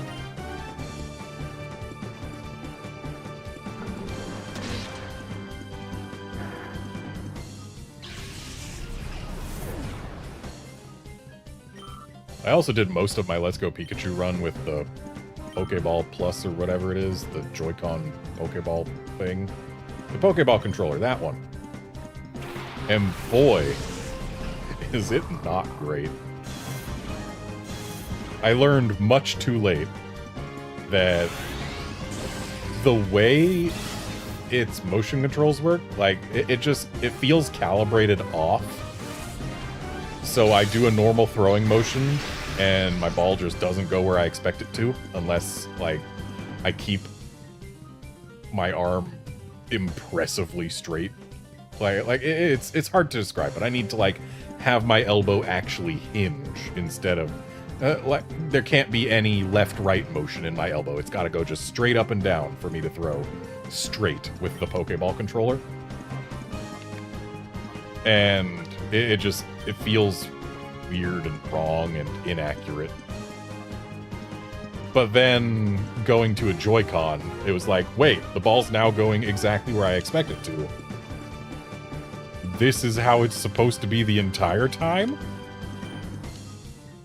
It's silly.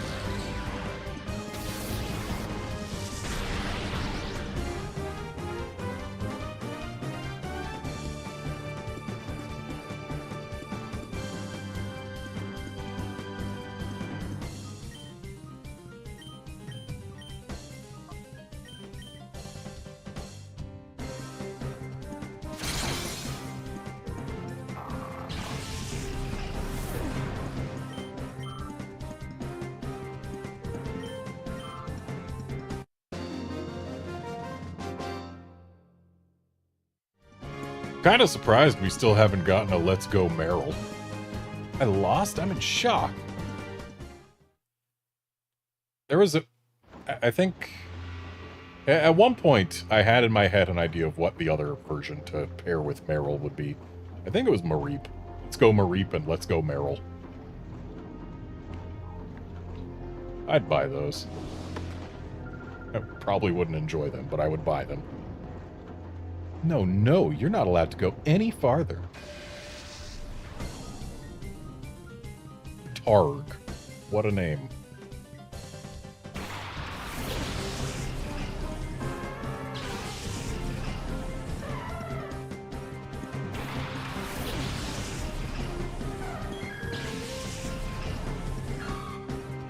Yeah, at this point in my life, I can honestly say, something that I was not able to say a year ago.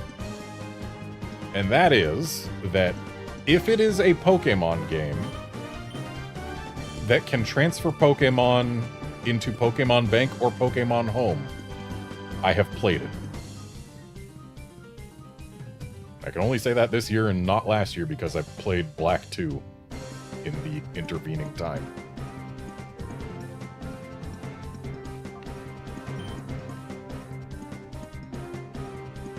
Actually, wait, no. Soul Silver I haven't played all the way through yet.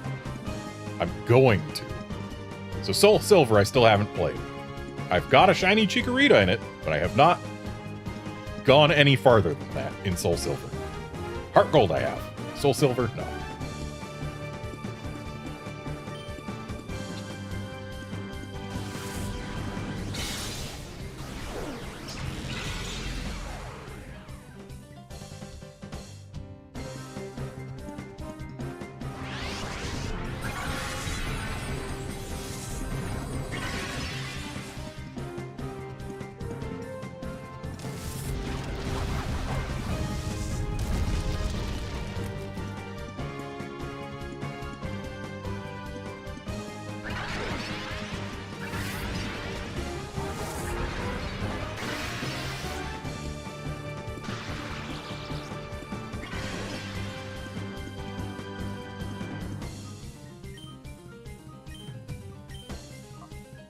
Swap off of Skirmish, bring out Houndoom.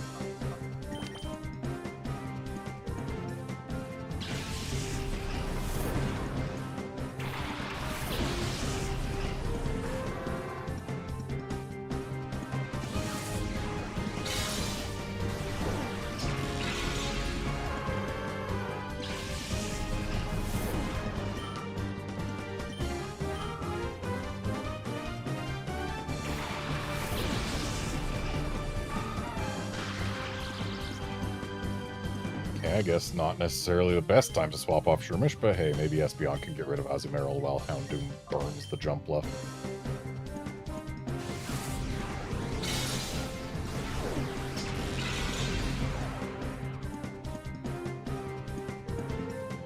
Kaizoku, I would not want Let's Go Pichu because they wouldn't change its base stats.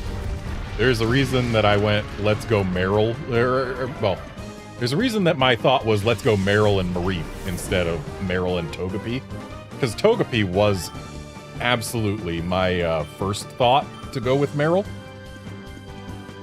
But if they don't change its base stats, it doesn't matter what moves they give Togepi. It's still gonna suck. Shadow Tangle. Interesting. But Marill and Mareep would at least be just okay.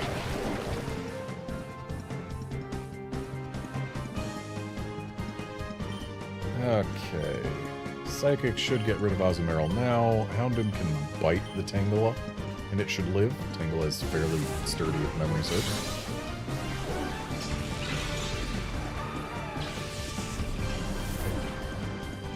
Partner Pikachu and Partner Eevee might have had special buffs, but they weren't huge. It was mostly the candies that let them actually hang in there.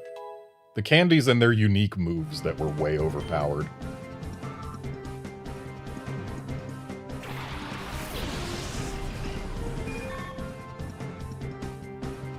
Oh, Shadow Butterfree too, huh? Feels weird that they're suddenly giving us multiple Shadow Pokemon per battle. Like, it makes sense. We're in a Shadow Pokemon factory. It just feels weird that they're doing it now.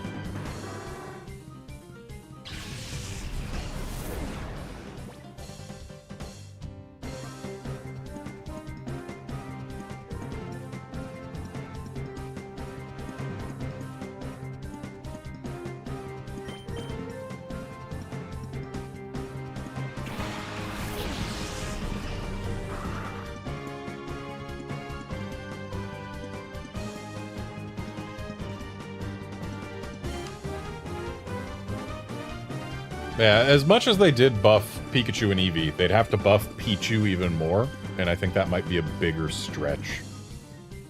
And for them to do Let's Go Pikachu and then Let's Go Pichu, I think they might just consider that to be a little bit too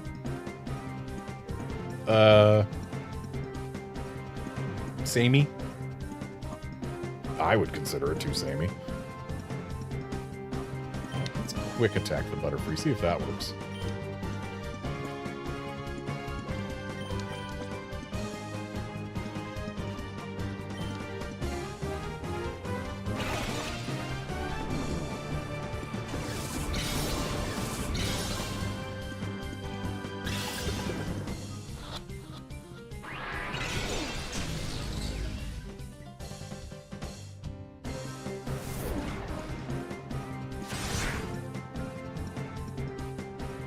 That was a crit. Don't have too much to worry about then.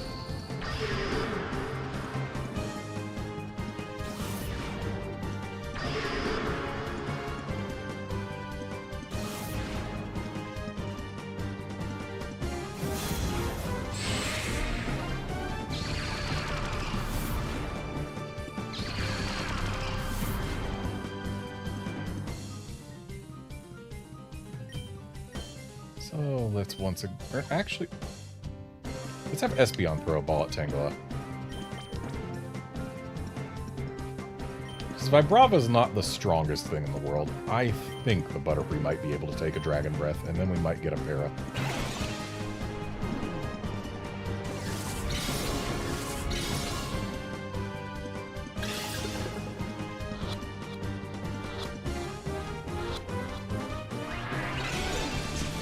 Almost.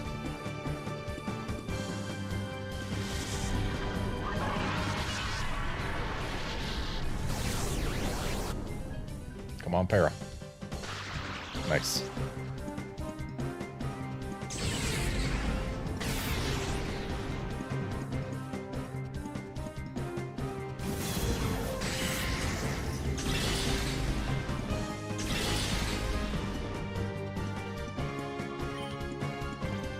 Swap Espeon for Shrew... we can't swap Espeon, okay. So, Espeon throws a ball at Tangela.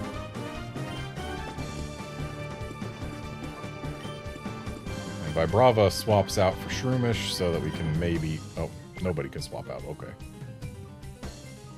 Vibrava... Sand attacks the Tangela. Hopefully it won't matter. Hopefully we just catch the thing right now.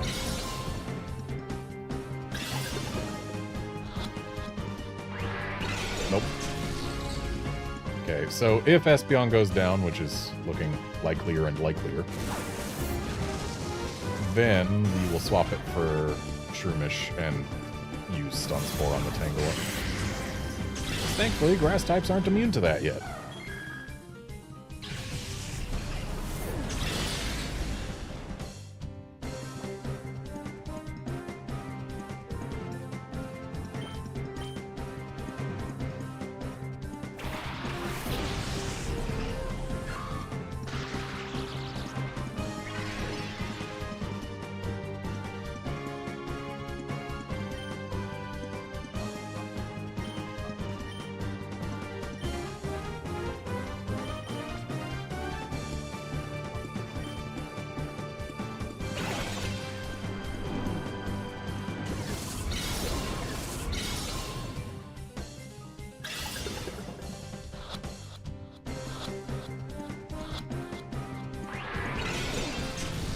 Almost. That's the second time we've gotten 3 shakes on this Tangela.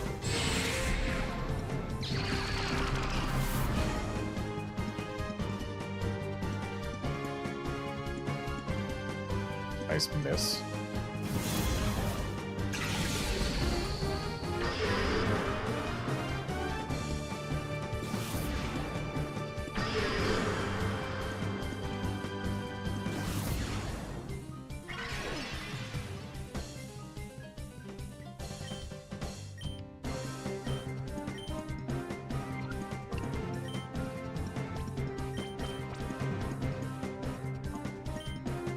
Still throwing balls at Tangela despite the Butterfree being paralyzed already.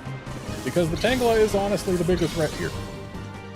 And if we can catch it, the threat is gone.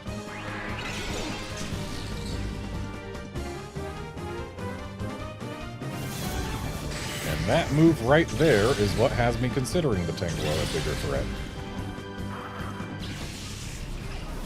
I'm gonna have to go back downstairs and visit the healing machine.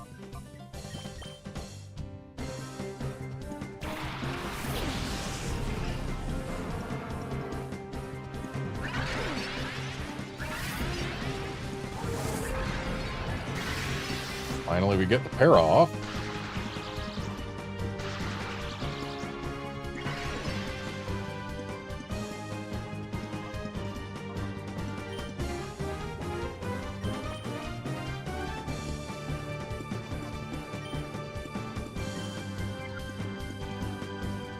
Guard, I certainly hope you don't smell a Skarmory. That has been the hardest thing to capture in all of these games so far. Nothing has taken me more balls than that one Skarmory did in Colosseum.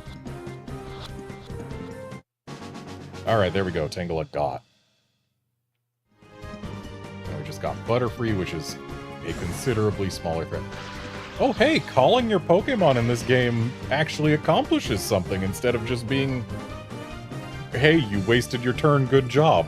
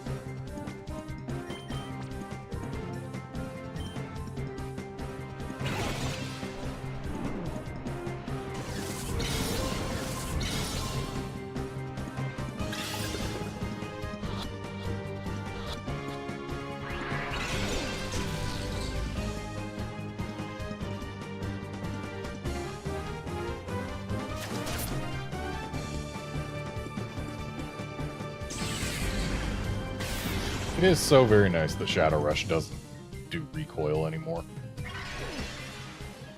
And as far as we've seen, opponents' Pokemon can't enter reverse mode and thus start taking damage. So, yeah, we should be pretty okay to just false swipe this Butterfree down to 1. Because we haven't seen it do anything to do recoil to itself. Also, it's just a Butterfree. Come on. Stay in the ball.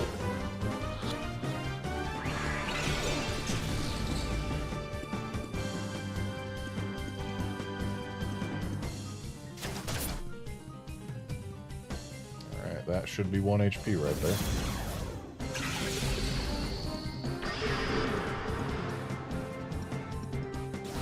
Have we ever seen a Shadow Pokemon use a non-Shadow move against us? I don't know that we have.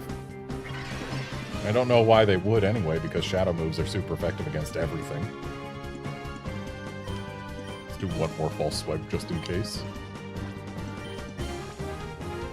But if they don't use non-Shadow moves, then my strategy of always, like, swapping my team around based on what the Shadow Pokemon is, like, oh, it's a Fire type, I don't want to have Shroomish in front of it. That might not matter at all for Shadow Pokemon. There we go.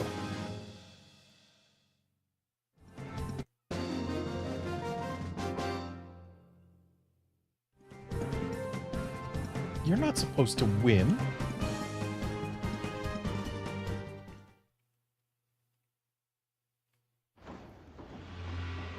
Oh, the mirror radar lost the signal. You know what? That guy might battle us. We've been battled by people in lab coats before. Better safe than sorry when we've only got non-fainted Pokemon.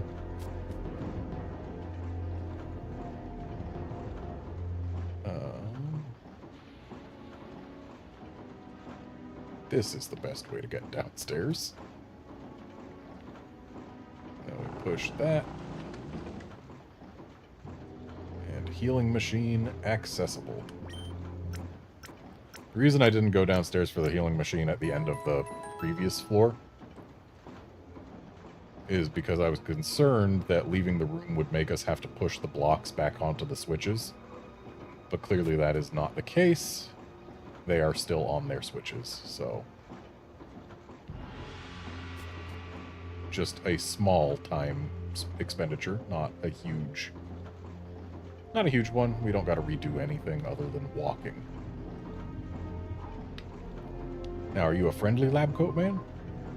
We achieved a technological breakthrough for transforming many Pokemon into shadow Pokemon at the same time, unlike the old, slow way. That's how we managed to deal with all the Pokemon from the SS Libra in this short time. We can keep doing it, too. If anyone tries to meddle with our fantastic plan, this is what happens. See, I was right to heal before trying to talk to the lab coat man. Mr. Hospital.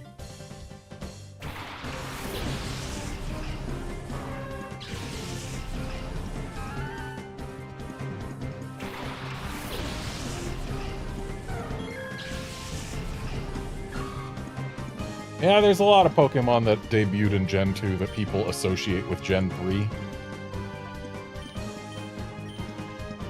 And the reasoning is generally it was rare in Gen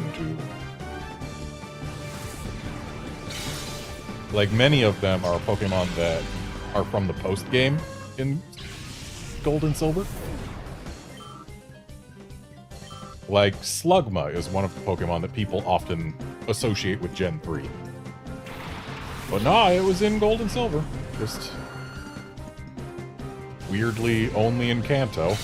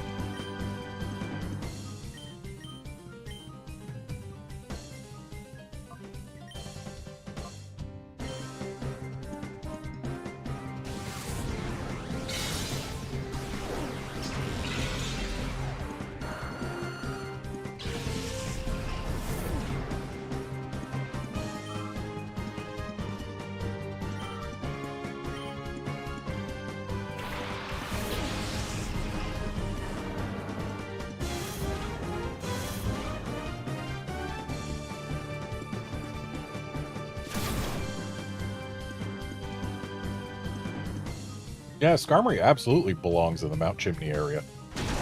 That's just not where it is originally from. But I would absolutely believe it being native to that place, and not an introduced species.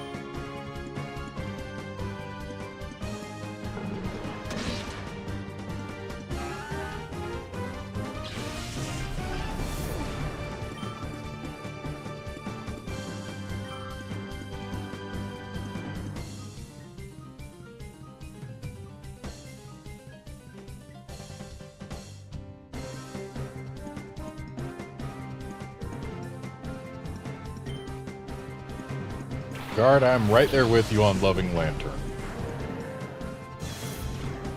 Dunsparce, I'm not the biggest fan. I appreciate it aesthetically. I appreciate the fact that the whole Pokemon's existence is a joke. But actually using one on my team, I don't think I would do. And I have never done.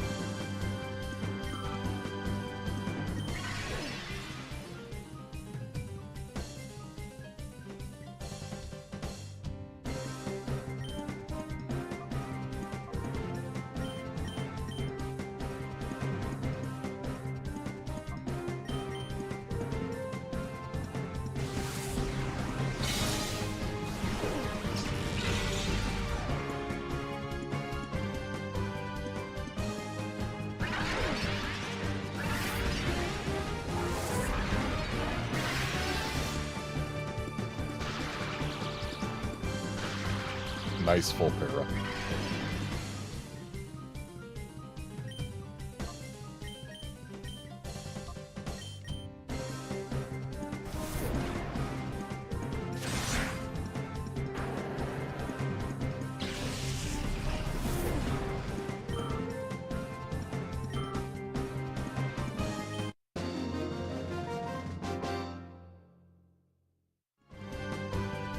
Gadzooks! That's an exclamation I haven't heard in, like, 2 decades. The majority of the shadow Pokemon we made here have already been transported out. I've also heard that the Cypher HQ has completed final tuning of XD001, the ultimate shadow Pokemon. Looks like you got here just a little bit late. And here I thought the ultimate shadow Pokemon was supposed to be Tyranitar. So it's you, is it? The one who's been causing a 14% loss in manufacturing productivity? Ah, you're the kid that dropped in on us at the SS Libra. I see now. You know far too much more about Cypher than you need to know. If nothing's done about you, there's a 98% likelihood that this factory and the Shadow Pokemon plan will be endangered. In that event, the danger to Cypher goes up a whopping 54%. That's critically bad news.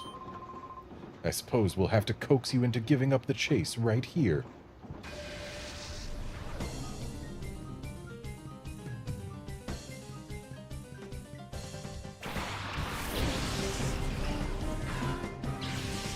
So fun fact, in about 2 more hours of shiny hunting this Reshiram, which will not happen all in today,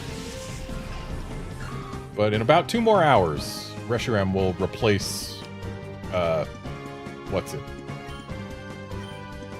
Terrakion as the longest shiny hunt on this channel. And goodbye, Shedinja.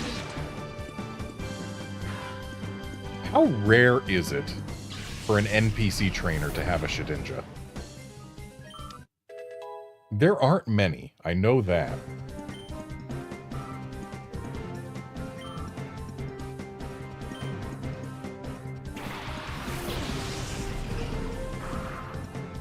And today we're going for about 1 more hour tops.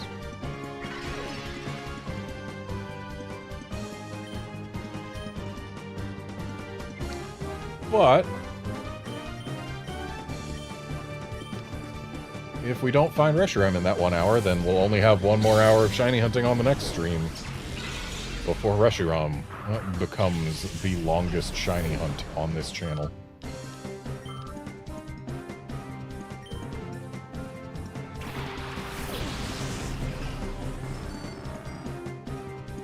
There it is.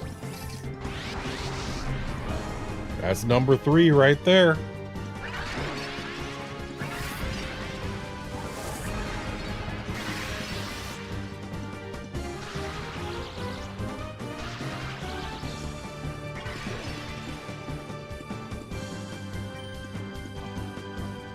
Okay, let's get rid of this Wobbuffet so that we can focus on our prize.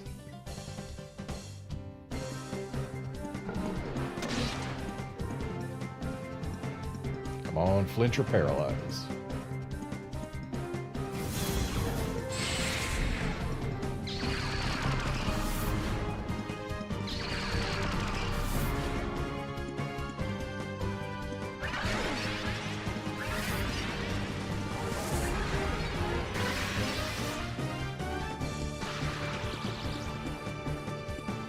Nice flinch.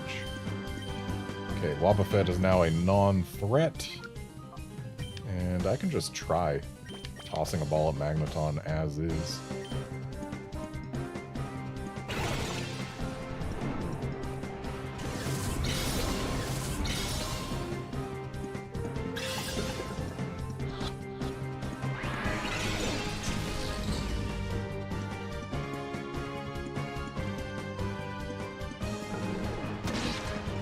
And that's Wobbuffet gone.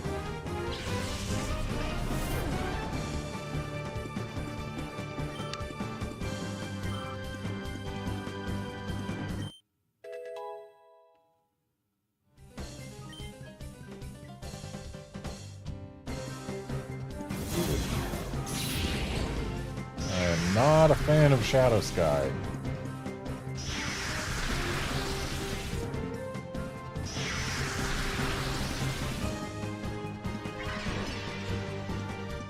I don't like the effect, I don't like the sound, I don't like the visual. I mean the visual is kind of cool, but it seems very unpleasant. That's what I don't like about it.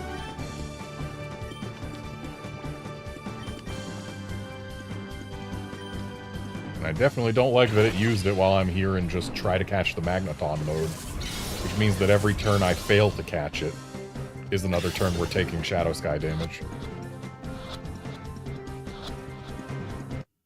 So clearly the solution is to just not fail to catch it.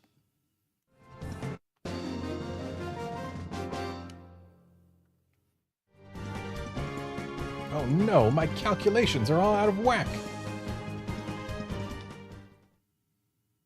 Alright, so the Scyther is the only thing we now have left to catch before we get to move on from this game's... Well, we do still have to beat it in order to transfer Pokemon out, but it's the only Pokemon we have left to catch in this game. And let's go ahead and save.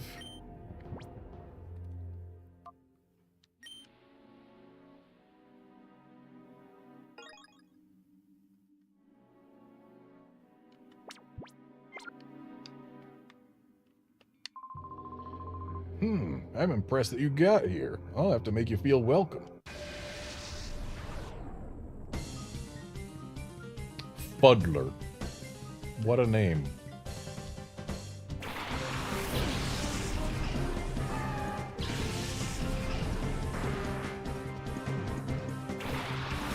It's not often you see a golem on an NPC trainer either. Especially not immediately next to a Machoke.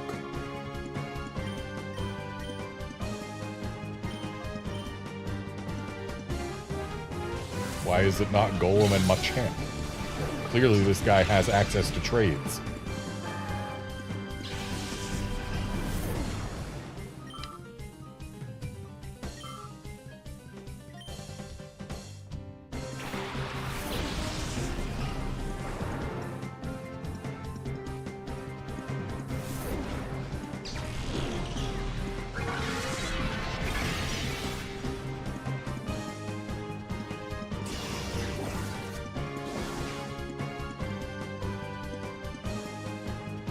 Yes, Fuddler does sound remarkably like a Dr. Seuss character name.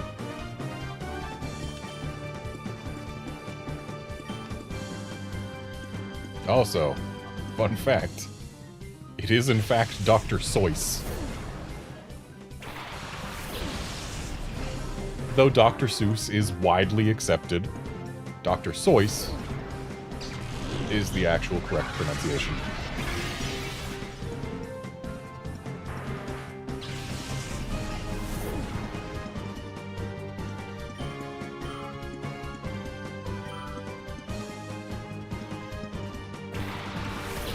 Yes, Fuddler would belong, or would fit in just fine right next to the Onceler. Alright, so let's burn the fortress, and let's stun spore them next time.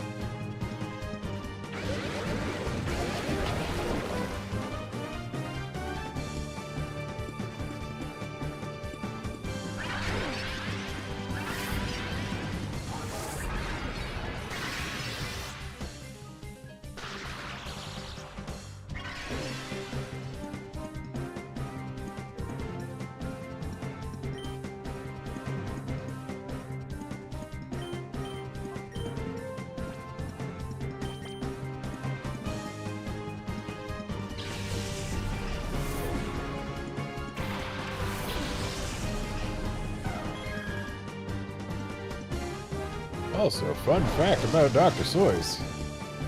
He lived in San Diego. Which is where I live.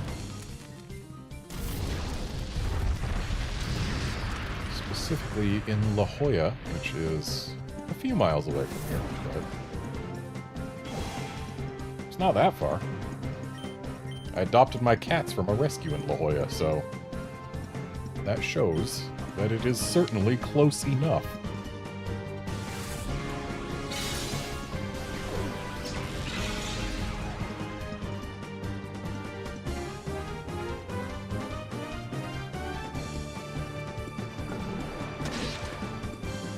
Did I do a stupid...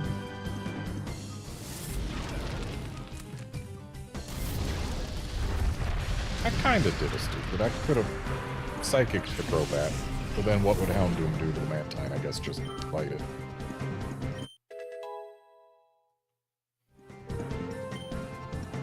Oh boy, we get to press B again this battle.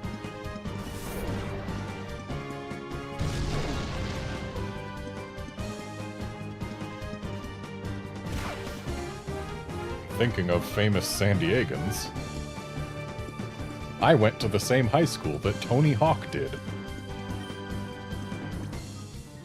And one of my teachers there once told a story about how one of his fellows in the faculty, who had been teaching Tony Hawk, at one point told Tony Hawk that he needed to put down that skateboard or he'd never amount to anything.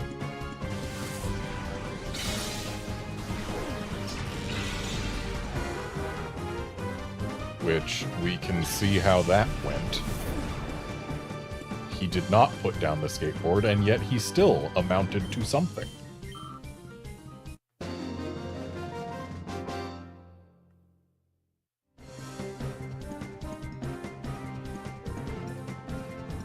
Whoops. Didn't read the thing he said. He started with what a welcoming party this is, or something to that effect. Completely missed the second sentence, though.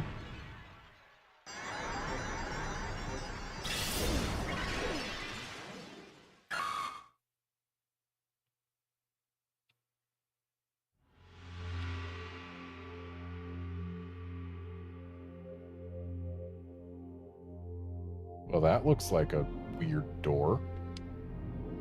It's locked from inside.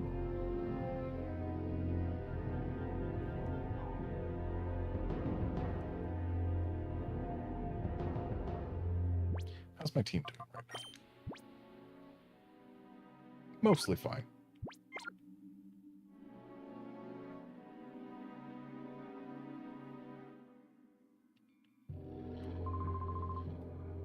Above here is the factory's all-important control machine. I can't let you pass, even if it takes inches off my chest. I'm sorry, even if it does what?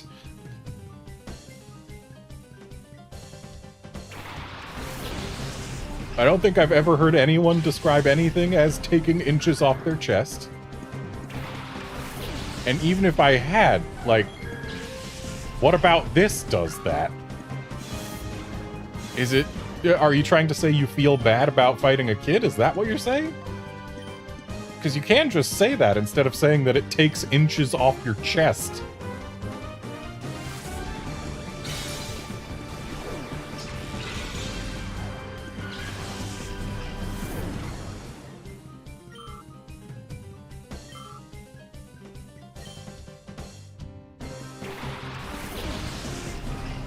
Also, Angic. What a name.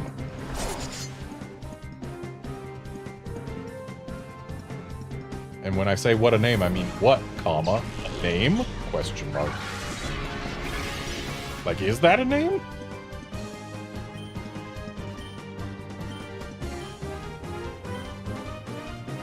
Okay. We're not getting rid of the gold up this quick, so let's try and stun for it. Make it less of a threat while we are dealing with other things. Love seeing the one-shot on Hariyamas. Better than having them stick around.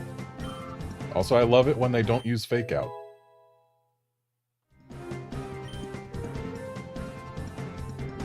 Yeah, no, we don't need Odor Sleuth.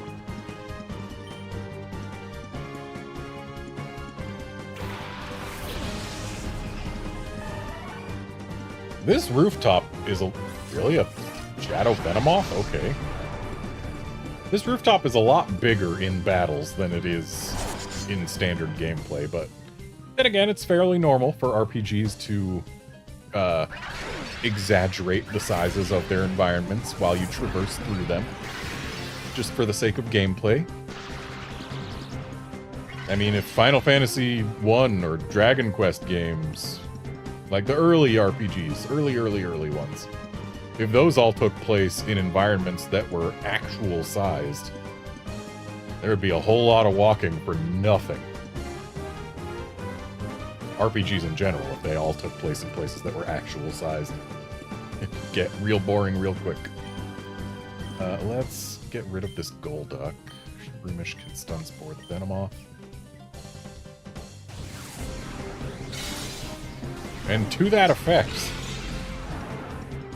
there was actually a dev interview with the devs who made Monster Hunter Generations Ultimate, in which they stated that going up to the very highest area of the ruined pinnacle map, you know, where Valstrax sleeps, that area, way up top, the very top of the spire, above the clouds, going up there, in-universe, takes a hunter 3 to 4 days. That's one hell of a load zone.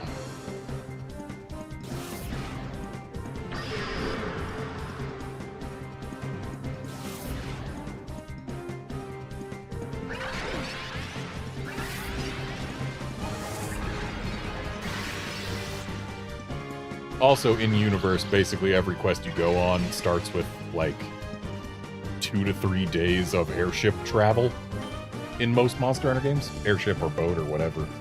Whatever means they use to get you from place to place is what they do for multiple days to get you to any hunting field. They are not, with the exception of the Moga Woods, they are not near the settlements that you depart from. Which, you know, makes sense, considering if all those big dangerous monsters were really that close to settlements, we'd have bigger problems now, wouldn't we?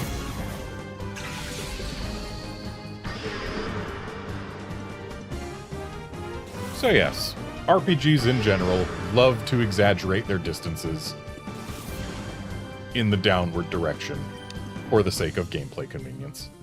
Also, that Venomoth took a quick attack like a champ. Let's bite it.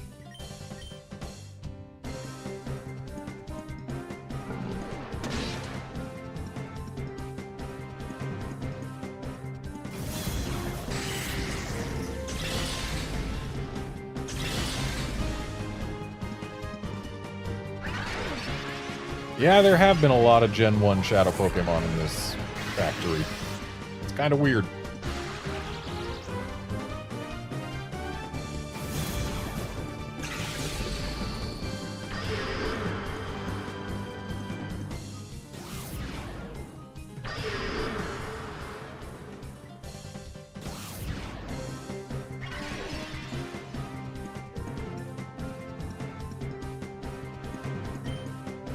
Okay, Venomoth could take another bite if I don't crit. But that is not a gamble I'm willing to take. So let's just throw balls at it while we bite the Weeping Bell.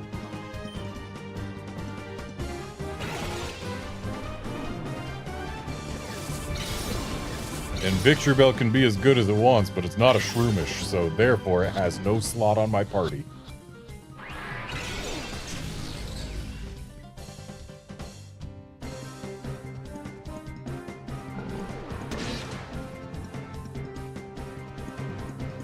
And now Weeping Bell as well is in that state of being biteable, but if I did, I might crit and kill it. But also, it's the Espeon that did the biting is dead, so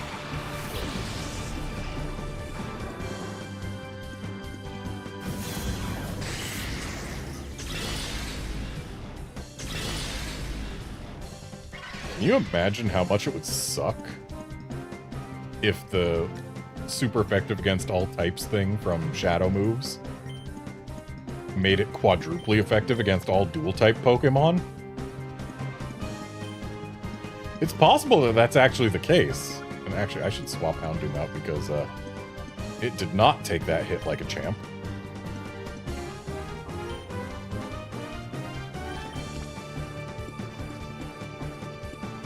If that is the case, though, it sucks. I don't think it is. I think they just do like, oh, is this a shadow move? It does double damage. Full stop. But if it does actually just have it coded to be super effective against every type, so it's quadruply effective against dual-type Pokemon, then oh boy, does that suck. But I have no means of testing which is the truth.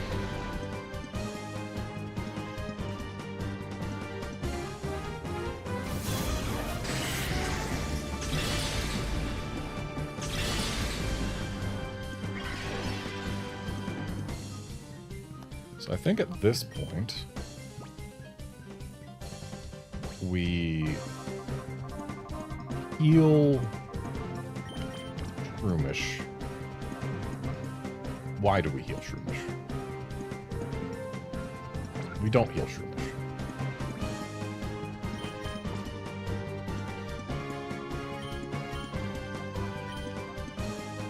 I mean, I guess healing Shroomish would let us use more Pulse Swipes.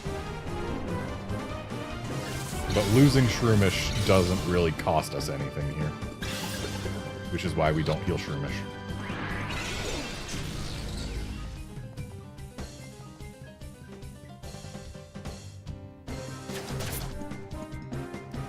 That did nothing. Please, keep using Shadow Mist.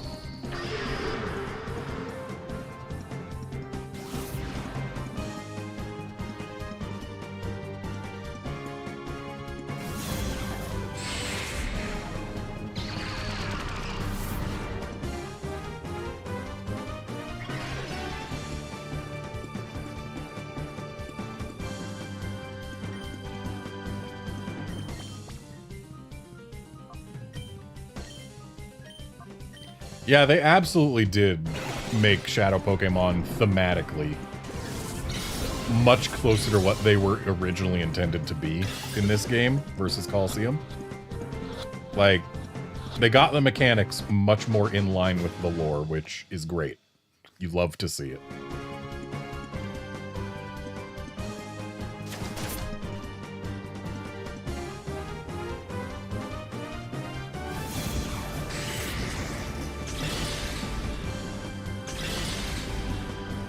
Oh, way to hang on, Shroomish.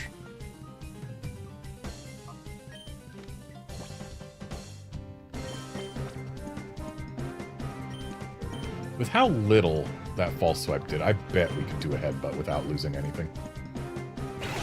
Or rather, without killing the Weepin' Bell.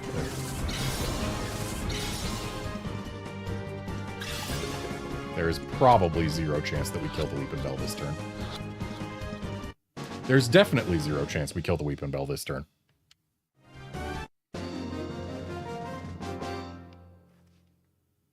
And Shroomish lived.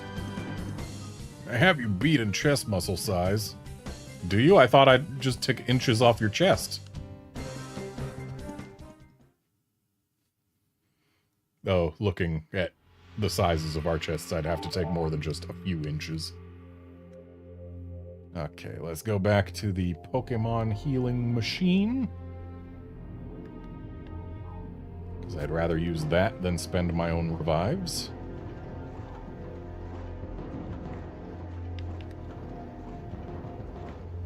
Even if it's a bit of a trek.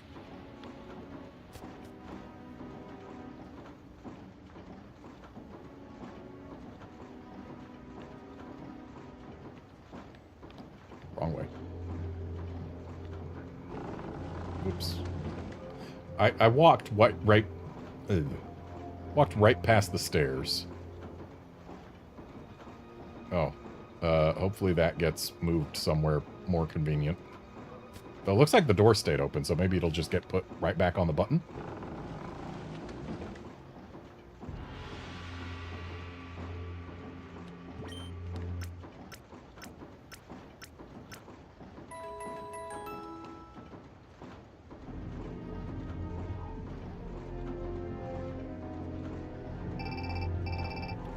Oh boy, Mirror B may have appeared, but I don't need to care right now. He can take that shelter on a world tour for now. Oh good, they did move the box back.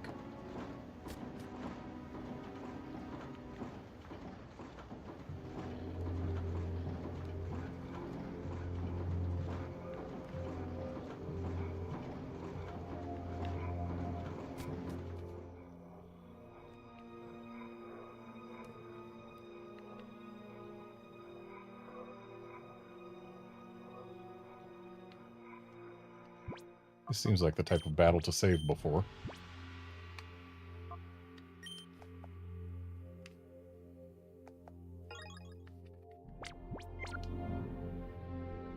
I would have 40 Shadow Pokemon by now if I hadn't missed that shelter. 26, isn't that a good one?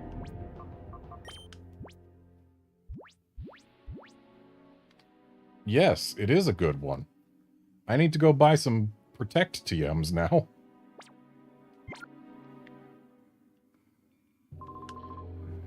Okay, now all there's to do is adjust the voltage. Let me see, where's the system lever? Huh? Whoops, I left it on my desk. That's not smart. Oh, hey, that's my system lever. You went and got it for me. Thank you. Wait, who are you anyway? You don't belong here. Darn, if the voltage goes up even a little, the computer controlling this whole facility will shut down. And oh my gosh, if that were to happen, the Shadow Pokemon production software could be destroyed. I can't let you lay one finger on this control machine. Maybe don't tell me how to immediately destroy your Shadow Pokemon production.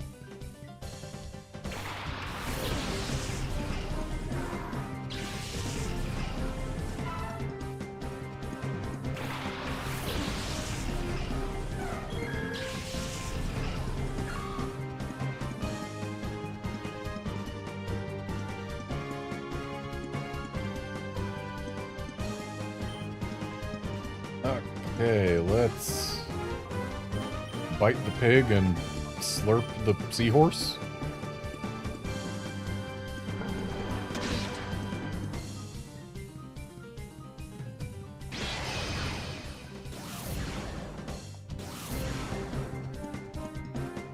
Nice flinch. Love to see it.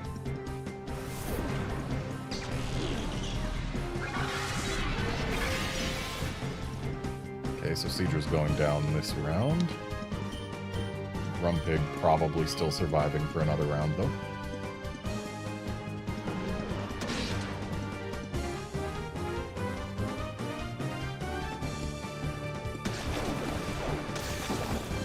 Good old Leer into Water Gun. What a winning strategy.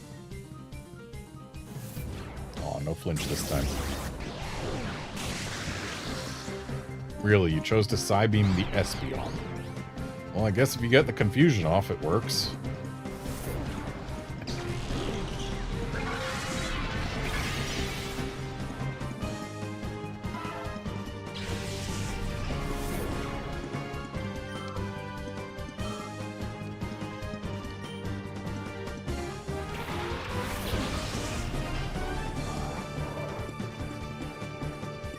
Okay, that Camerupt means it is absolutely time for Shroomish to skedaddle.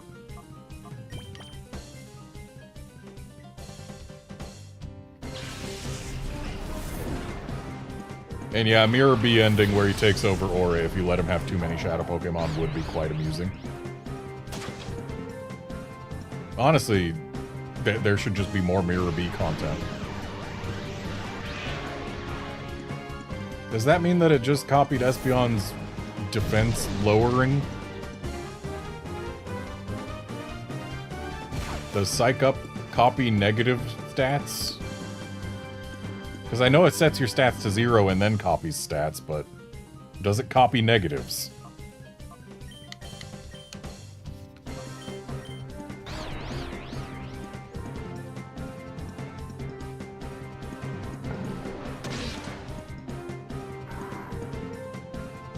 Not that it matters, but I'm curious.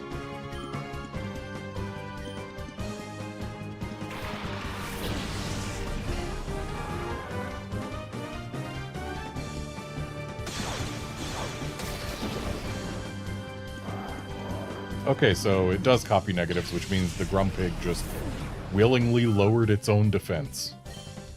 Genius move.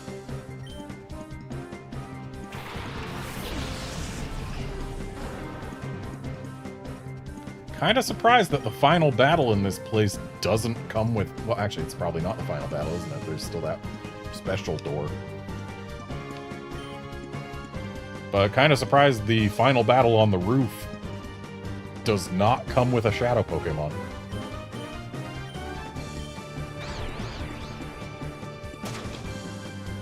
Of course.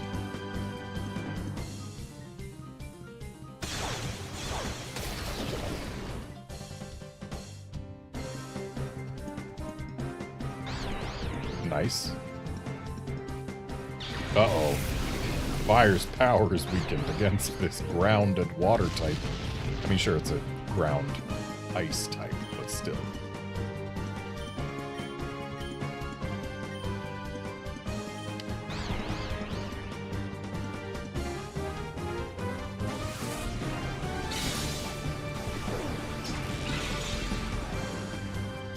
And everyone knows that Espeon and Celio love to use fire-type moves.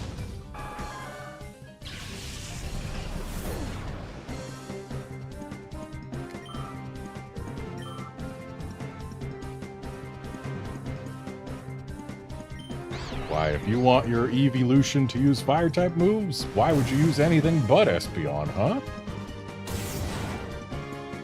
Of course it crit.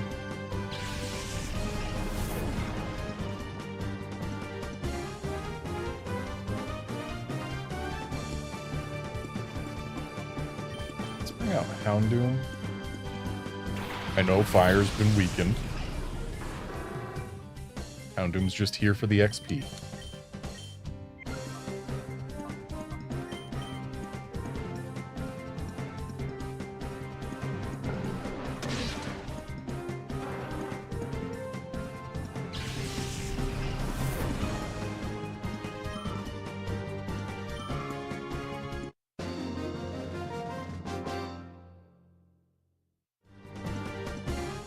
Can't have it. Give back the system lever.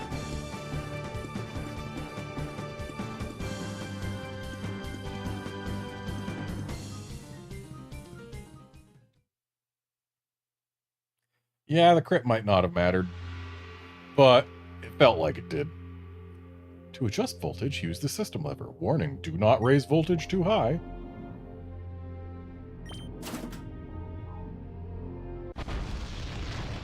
Oops. The control machine has gone wild.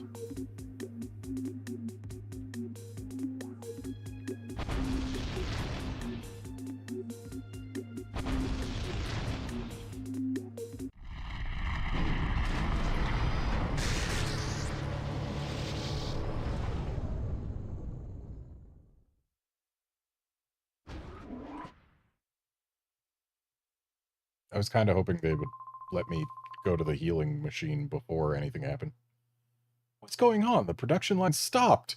Control computer's not responding. Oh, you're that punk from the SS Libra. You're behind this, aren't you? Oh no, what the blazes? The Shadow Pokemon production software has been deleted. Gorgon gets furious if things don't go his way. He's going to chew me out again.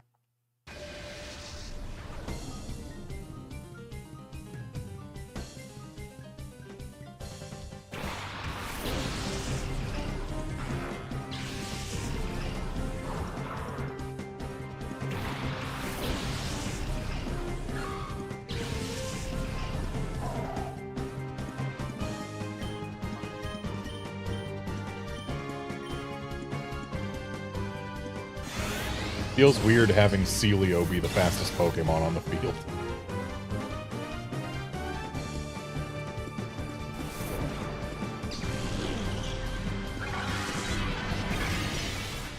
Especially when nothing is lower level. Well, I guess the cactus is lower level than the Celio, but still.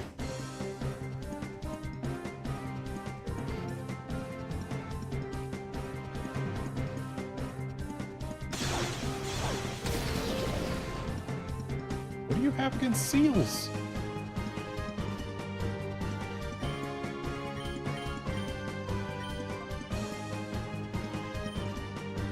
So Cacturn's done.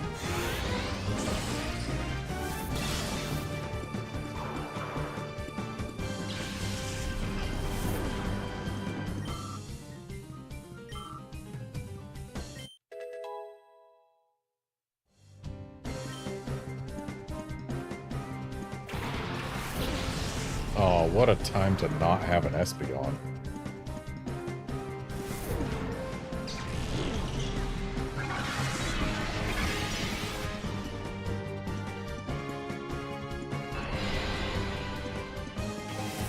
Something tells me Celio is no longer the fastest thing on the field. Shroomish can go ahead and keep on slurping that Huntail. Celio, let's swap out for Ursaring.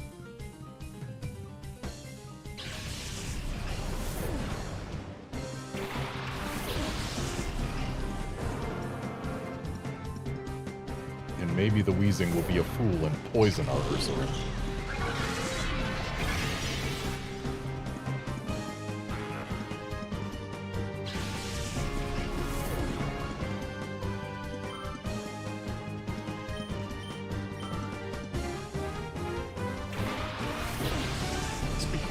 Ring.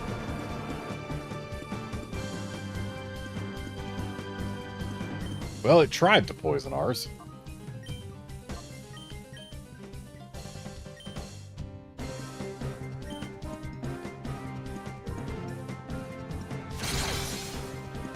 Nice crit.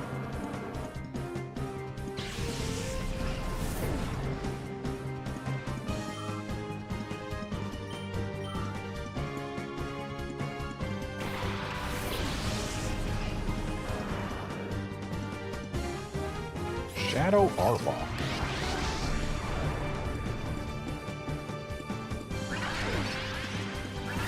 Shadow Arbok is one of the Shadow Pokemon that got spoiled in the opening teaser thing that happens if you stay on the main menu too long.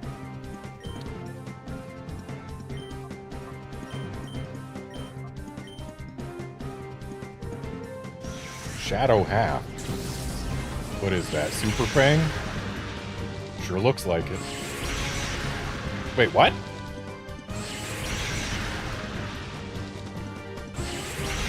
It's Super Fang, but it hits everything on the field, apparently. Which, in a double battle, seems like a really bad button to press. Honestly, in any battle, it seems like a really bad button to press.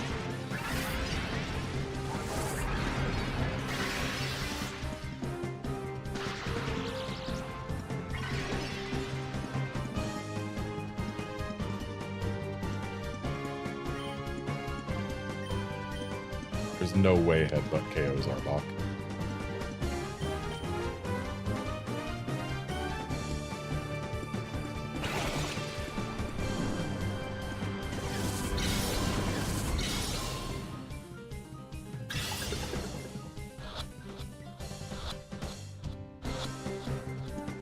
See, I told you there was no way. It's not even gonna come out. Oregon.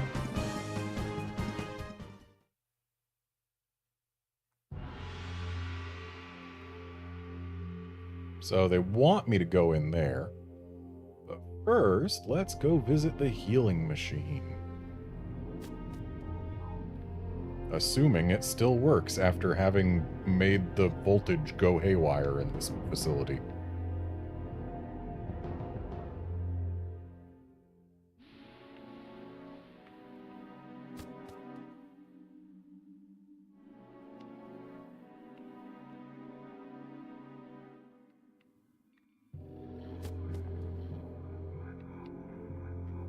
Kind of annoying we have to keep pushing this one box.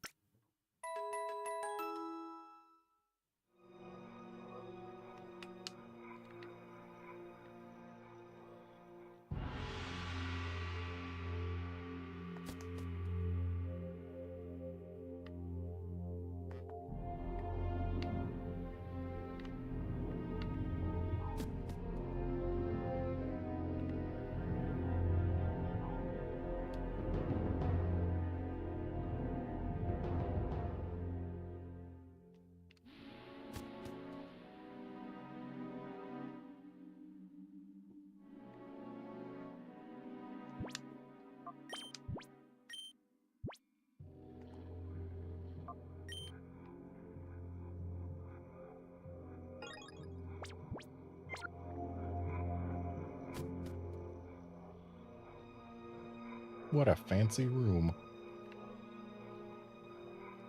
Looks like there's nothing in it but Gorgon. Aw, the mirror radar lost the signal.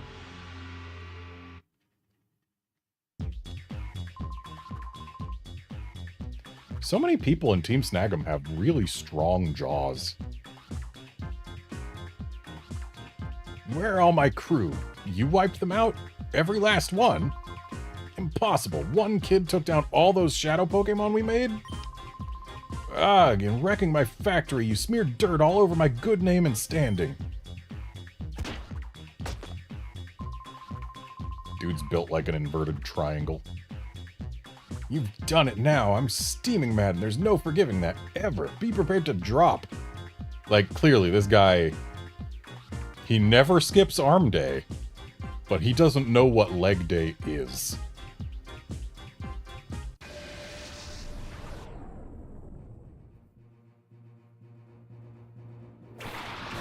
And apparently he moves like a gorilla. Which, I mean, if your arms are that big compared to your hind legs, why wouldn't you?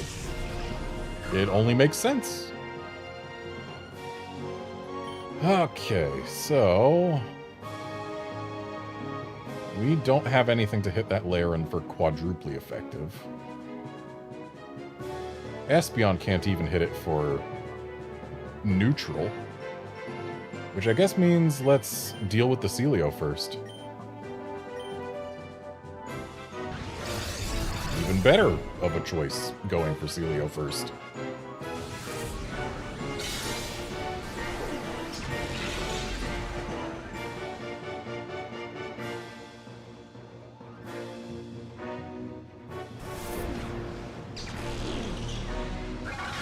So close.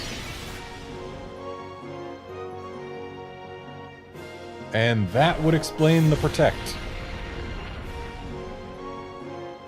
Getting flashbacks. Flashbacks to Mount Battle. This better not be a copy of that same team concept.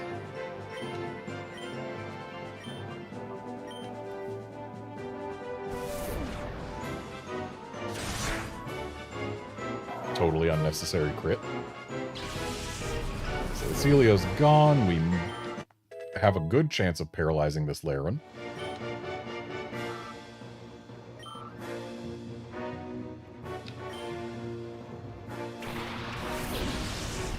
Slowking.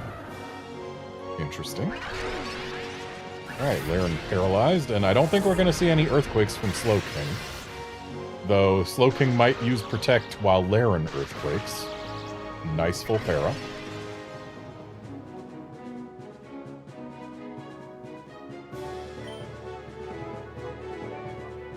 Let's bite the Slowking and also Mega Drain the Slowking. Nice full para. It was probably going for a Protect there, I would guess. Because what else would let the Laren go before an Espeon?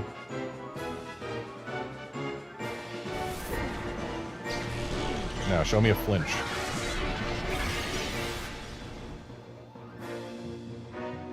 Okay, I guess Slowking does learn Earthquake. Seriously? Freaking crit Earthquake from Slowking. At least he's also doing a lot of damage to Laren because the Protect didn't go off.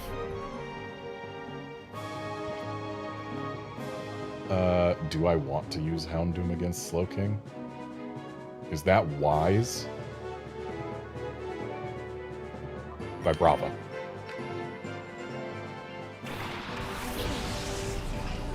Vibrava's got a Dark-type move that does pretty decent damage. And Vibrava is neither weak to water nor to ground.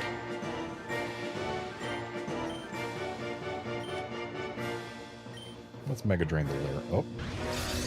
I guess it's going for the Protect again because it failed last turn. Ooh, so close. Should have put that on the Slowking. We would have gotten rid of it before it Earthquaked. But at least the Earthquake's only hitting the Shroomish who resists it.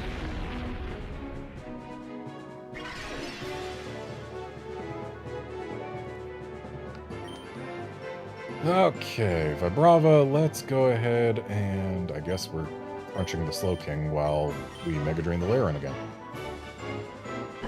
Slowking's not using Protect, so maybe the Laren just doesn't have Earthquake.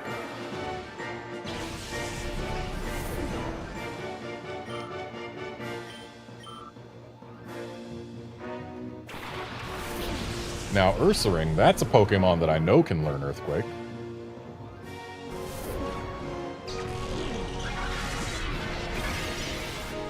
And Laren down. Don't gotta worry about it earthquaking.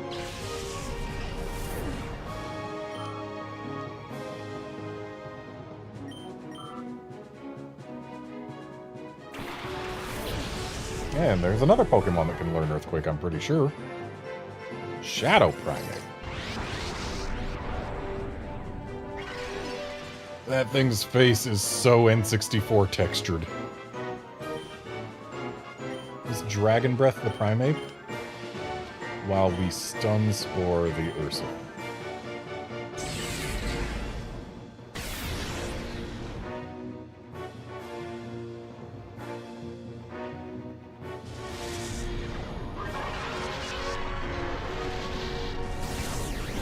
Show me a para. Nope. Well, at least we got this para.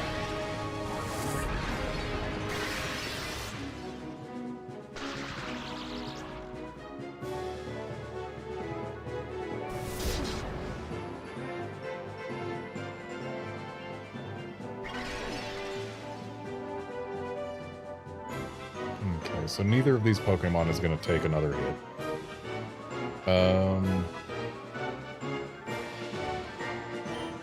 Let's Dragon Breath Primate again. And toss a... Yeah, it can take a Headbutt. The Shroomishes Headbutts do nothing. Toss a Headbutt after.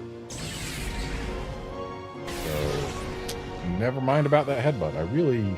Well, actually, it doesn't matter what I did with Shroomish. It was going to go down anyway.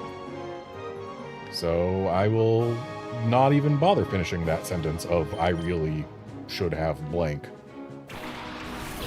Because blank would not have happened. Now, show me a para. Come on.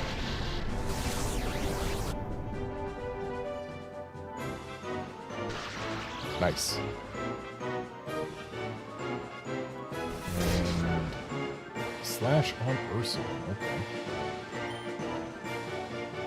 Let's go for one more Dragon Breath, while Ursaring uses Return on Ursaring. And hopefully gets rid of the other Ursaring, because otherwise we are losing ours.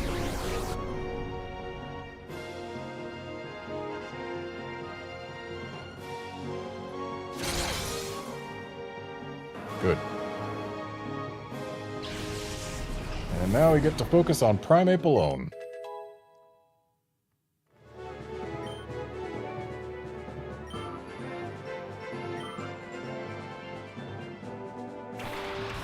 Or, no, we don't, because there's still a Hypno. A Shadow Hypno, no less. That makes this rougher. Okay, here's the plan. Vibrava, use Dragon Breath on the Hypno, while Ursaring tosses a ball at Primeape and hopes it works. And hopefully the Dragon Breath gets us a para. It's been doing a really good job of getting us paras.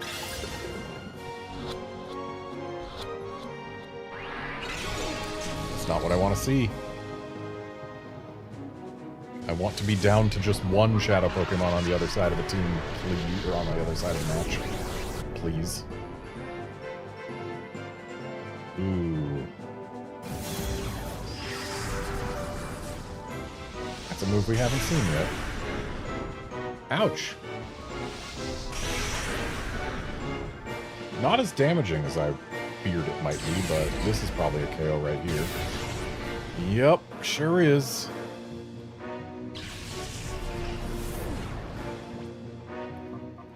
Okay, Houndoom exists. I was gonna say Houndoom is immune to Psychic, so it won't have to worry so much about Hypno, but Hypno's using Shadow moves, not Psychic moves. So let's Dragon Breath the Hypno again, and again we will toss a ball at Primeape and hope it works.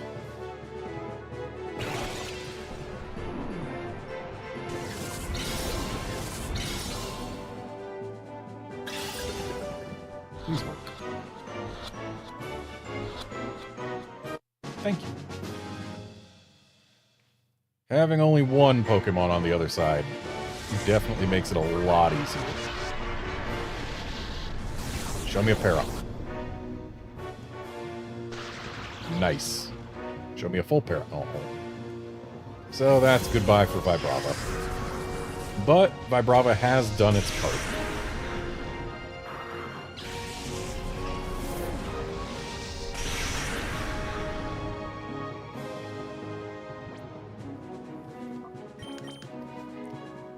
And if that's all it does to Houndoom, then Celio should be plenty fine here.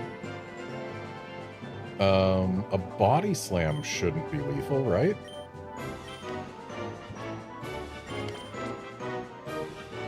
We can toss this here ball.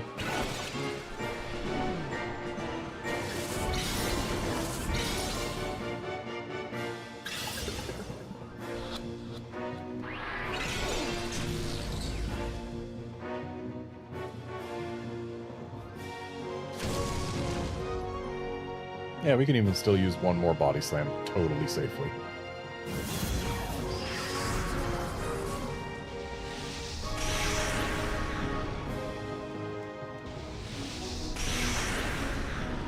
And we've got a couple turns before we need to worry about even healing. So, Celio Body Slams, Houndoom tosses ball.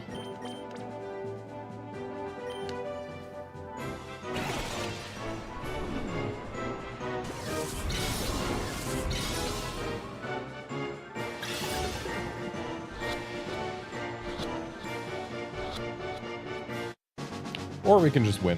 That works too.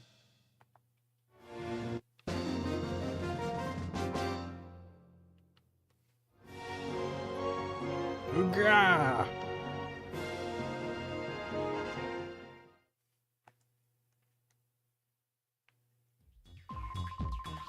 Ooga! That's it. You're not getting away with this. No way, no how, no ifs or buts. I'm not taking this. I'll blow up the factory with you in it. Wow! Gorrigan, that is quite enough, except that you have lost. Aw, gee, who could have imagined that Mr. Verich would be the evil man? Master Grieville. Ho, ho, ho, we meet again. You do remember me, don't you? Not by the name Grieville. I know you as Verich. Yes, indeed, I am Mr. Verich. Or perhaps I should say Grieville, the Grand Master of Cipher. I must say I am taken aback. I never once imagined that you would destroy our factory. But that's not important.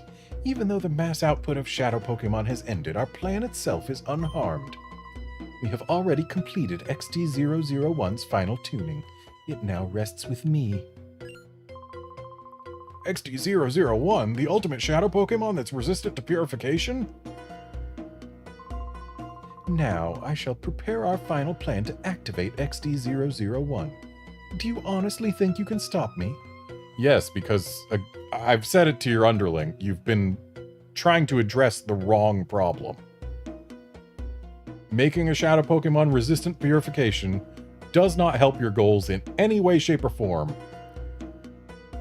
It just creates a bigger weakness for you in your eyes if it falls into someone else's hands. No, what you should have done is make it easier to purify Shadow Pokemon. But no, you're just blinded by your stupidity. I shall be at Cipher's HQ. It is on Cita Dark Isle, off the coast of Gadion Port. Cita Dark Isle, like a dark citadel? It is an impregnable fortress that repels all with cruel waves and thick clouds. No one can reach it, except for me, because it's where I'll be waiting, which means it is absolutely reachable by at least some people. Come if you dare, I'll enjoy waiting for you. Ho ho ho ho ho. So yes, none can reach it, but come to it. Yeah. Master Greevil has such a wicked sense of humor. No ordinary ship can get close because of the rough seas, and even if you do manage to get on the island, the place will be swarming with trainers carrying the shadow Pokemon I made. Okay, but how did the trainers get there? I thought no one could approach the island. How are there so many people on it if no one can get there? Even though there should be a lot more shadow Pokemon. If XD001 didn't drop that ship in the desert, we wouldn't have taken so long tuning the shadow Pokemon. Yeah. But it doesn't matter. There are plenty of shadow Pokemon to welcome you in style. How many are there? I can't tell you that. If I did, it'd floor you. It's just a matter of time before the world belongs to us. You'd better be ready for it.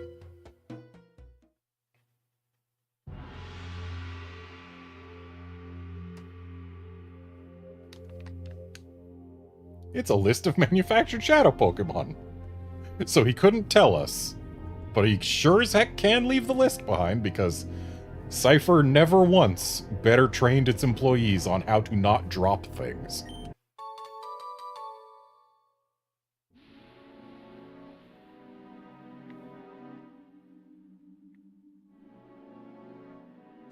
Do I have to walk all the way out of here? I sure do.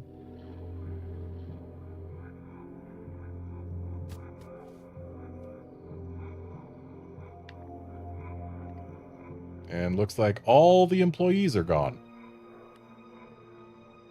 I mean, I guess that makes sense, but makes it even more questionable why they force us to walk all the way out by ourselves instead of giving us an option to just be whisked out.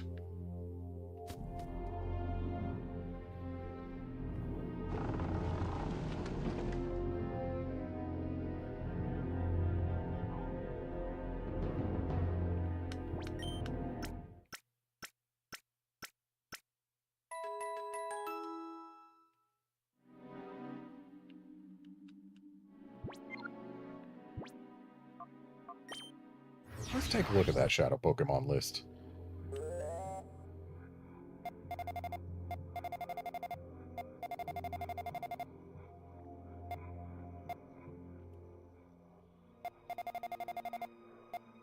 Okay, so we've got to look forward to a Raticate, a Golduck, a Sableye, a Dodrio, a Farfetch'd, an Altaria, a Kangaskhan, a Banette, a Magmar, a Pinsir, a Magcargo, a Rapidash, a Hitmonchan, a Hitmonlee, a Lickitung, a Scyther, that's who we're really waiting for, a Chansey, a Solrock, a Starmie, an Electabuzz, a Swellow, a Snorlax, a Poliwrath, a Mr. Mime, a Dugtrio, a Manectric, a Salamence, a Marowak, a Lapras, a Lugia, well, we know about that, a Zapdos, a Moltres, an Articuno, a Tauros, a Rhydon, an Exeggutor, a Dragonite, a Togepi. Well, we actually know about the Togepi.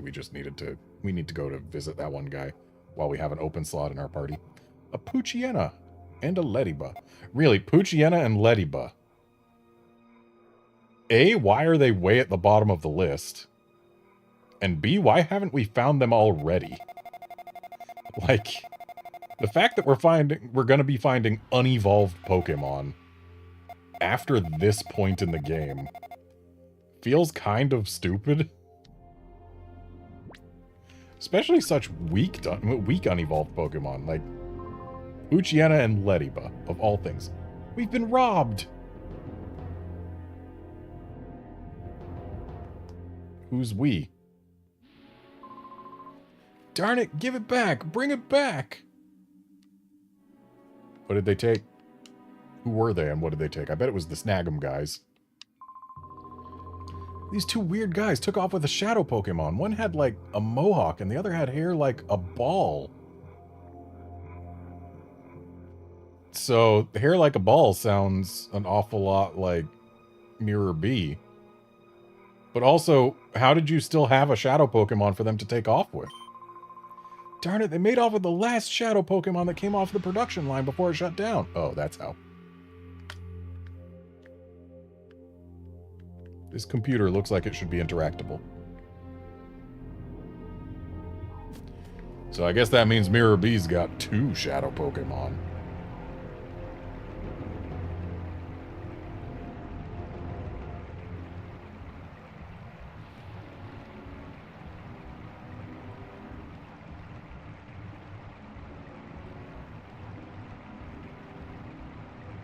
Really? Making us walk all the way out the exit too? Without even throwing anything in our way? Well, we have no direction at this point. So here's what's gonna happen. I'm gonna do one more check for this Reshiram. And then, assuming it's not shiny, which it isn't, we're going to go ahead and call this a stream because it's that time. So thanks, folks, for dropping by to watch and chat and all of that. And assuming this cold doesn't get that much worse, I might be back tomorrow. Basically, I'll be streaming on my normal stream days and perhaps a few others, depending, as long as this cold allows me to. As soon as the day comes when it does not allow me to, then we will be swapping over to some non-live content. But I do have something prepared, so no matter what, you'll see me. You'll see something on this channel on my normal stream days, which will be Thursday, Friday, Saturday, Tuesday. Those are the normal days. Mondays and Wednesdays, if I've not fully recovered. I mean, I'm not going to the gym with a cold, so that's what I do on those days. But yeah, anyway, days that aren't Sundays, you will see things from me until I recover from this cold and then on normal stream days. But yeah, that's it for this stream. Thanks for dropping by to watch and chat and all that, and I'll see you folks tomorrow, unless I don't, in which case you'll still see me. So see you then, friends.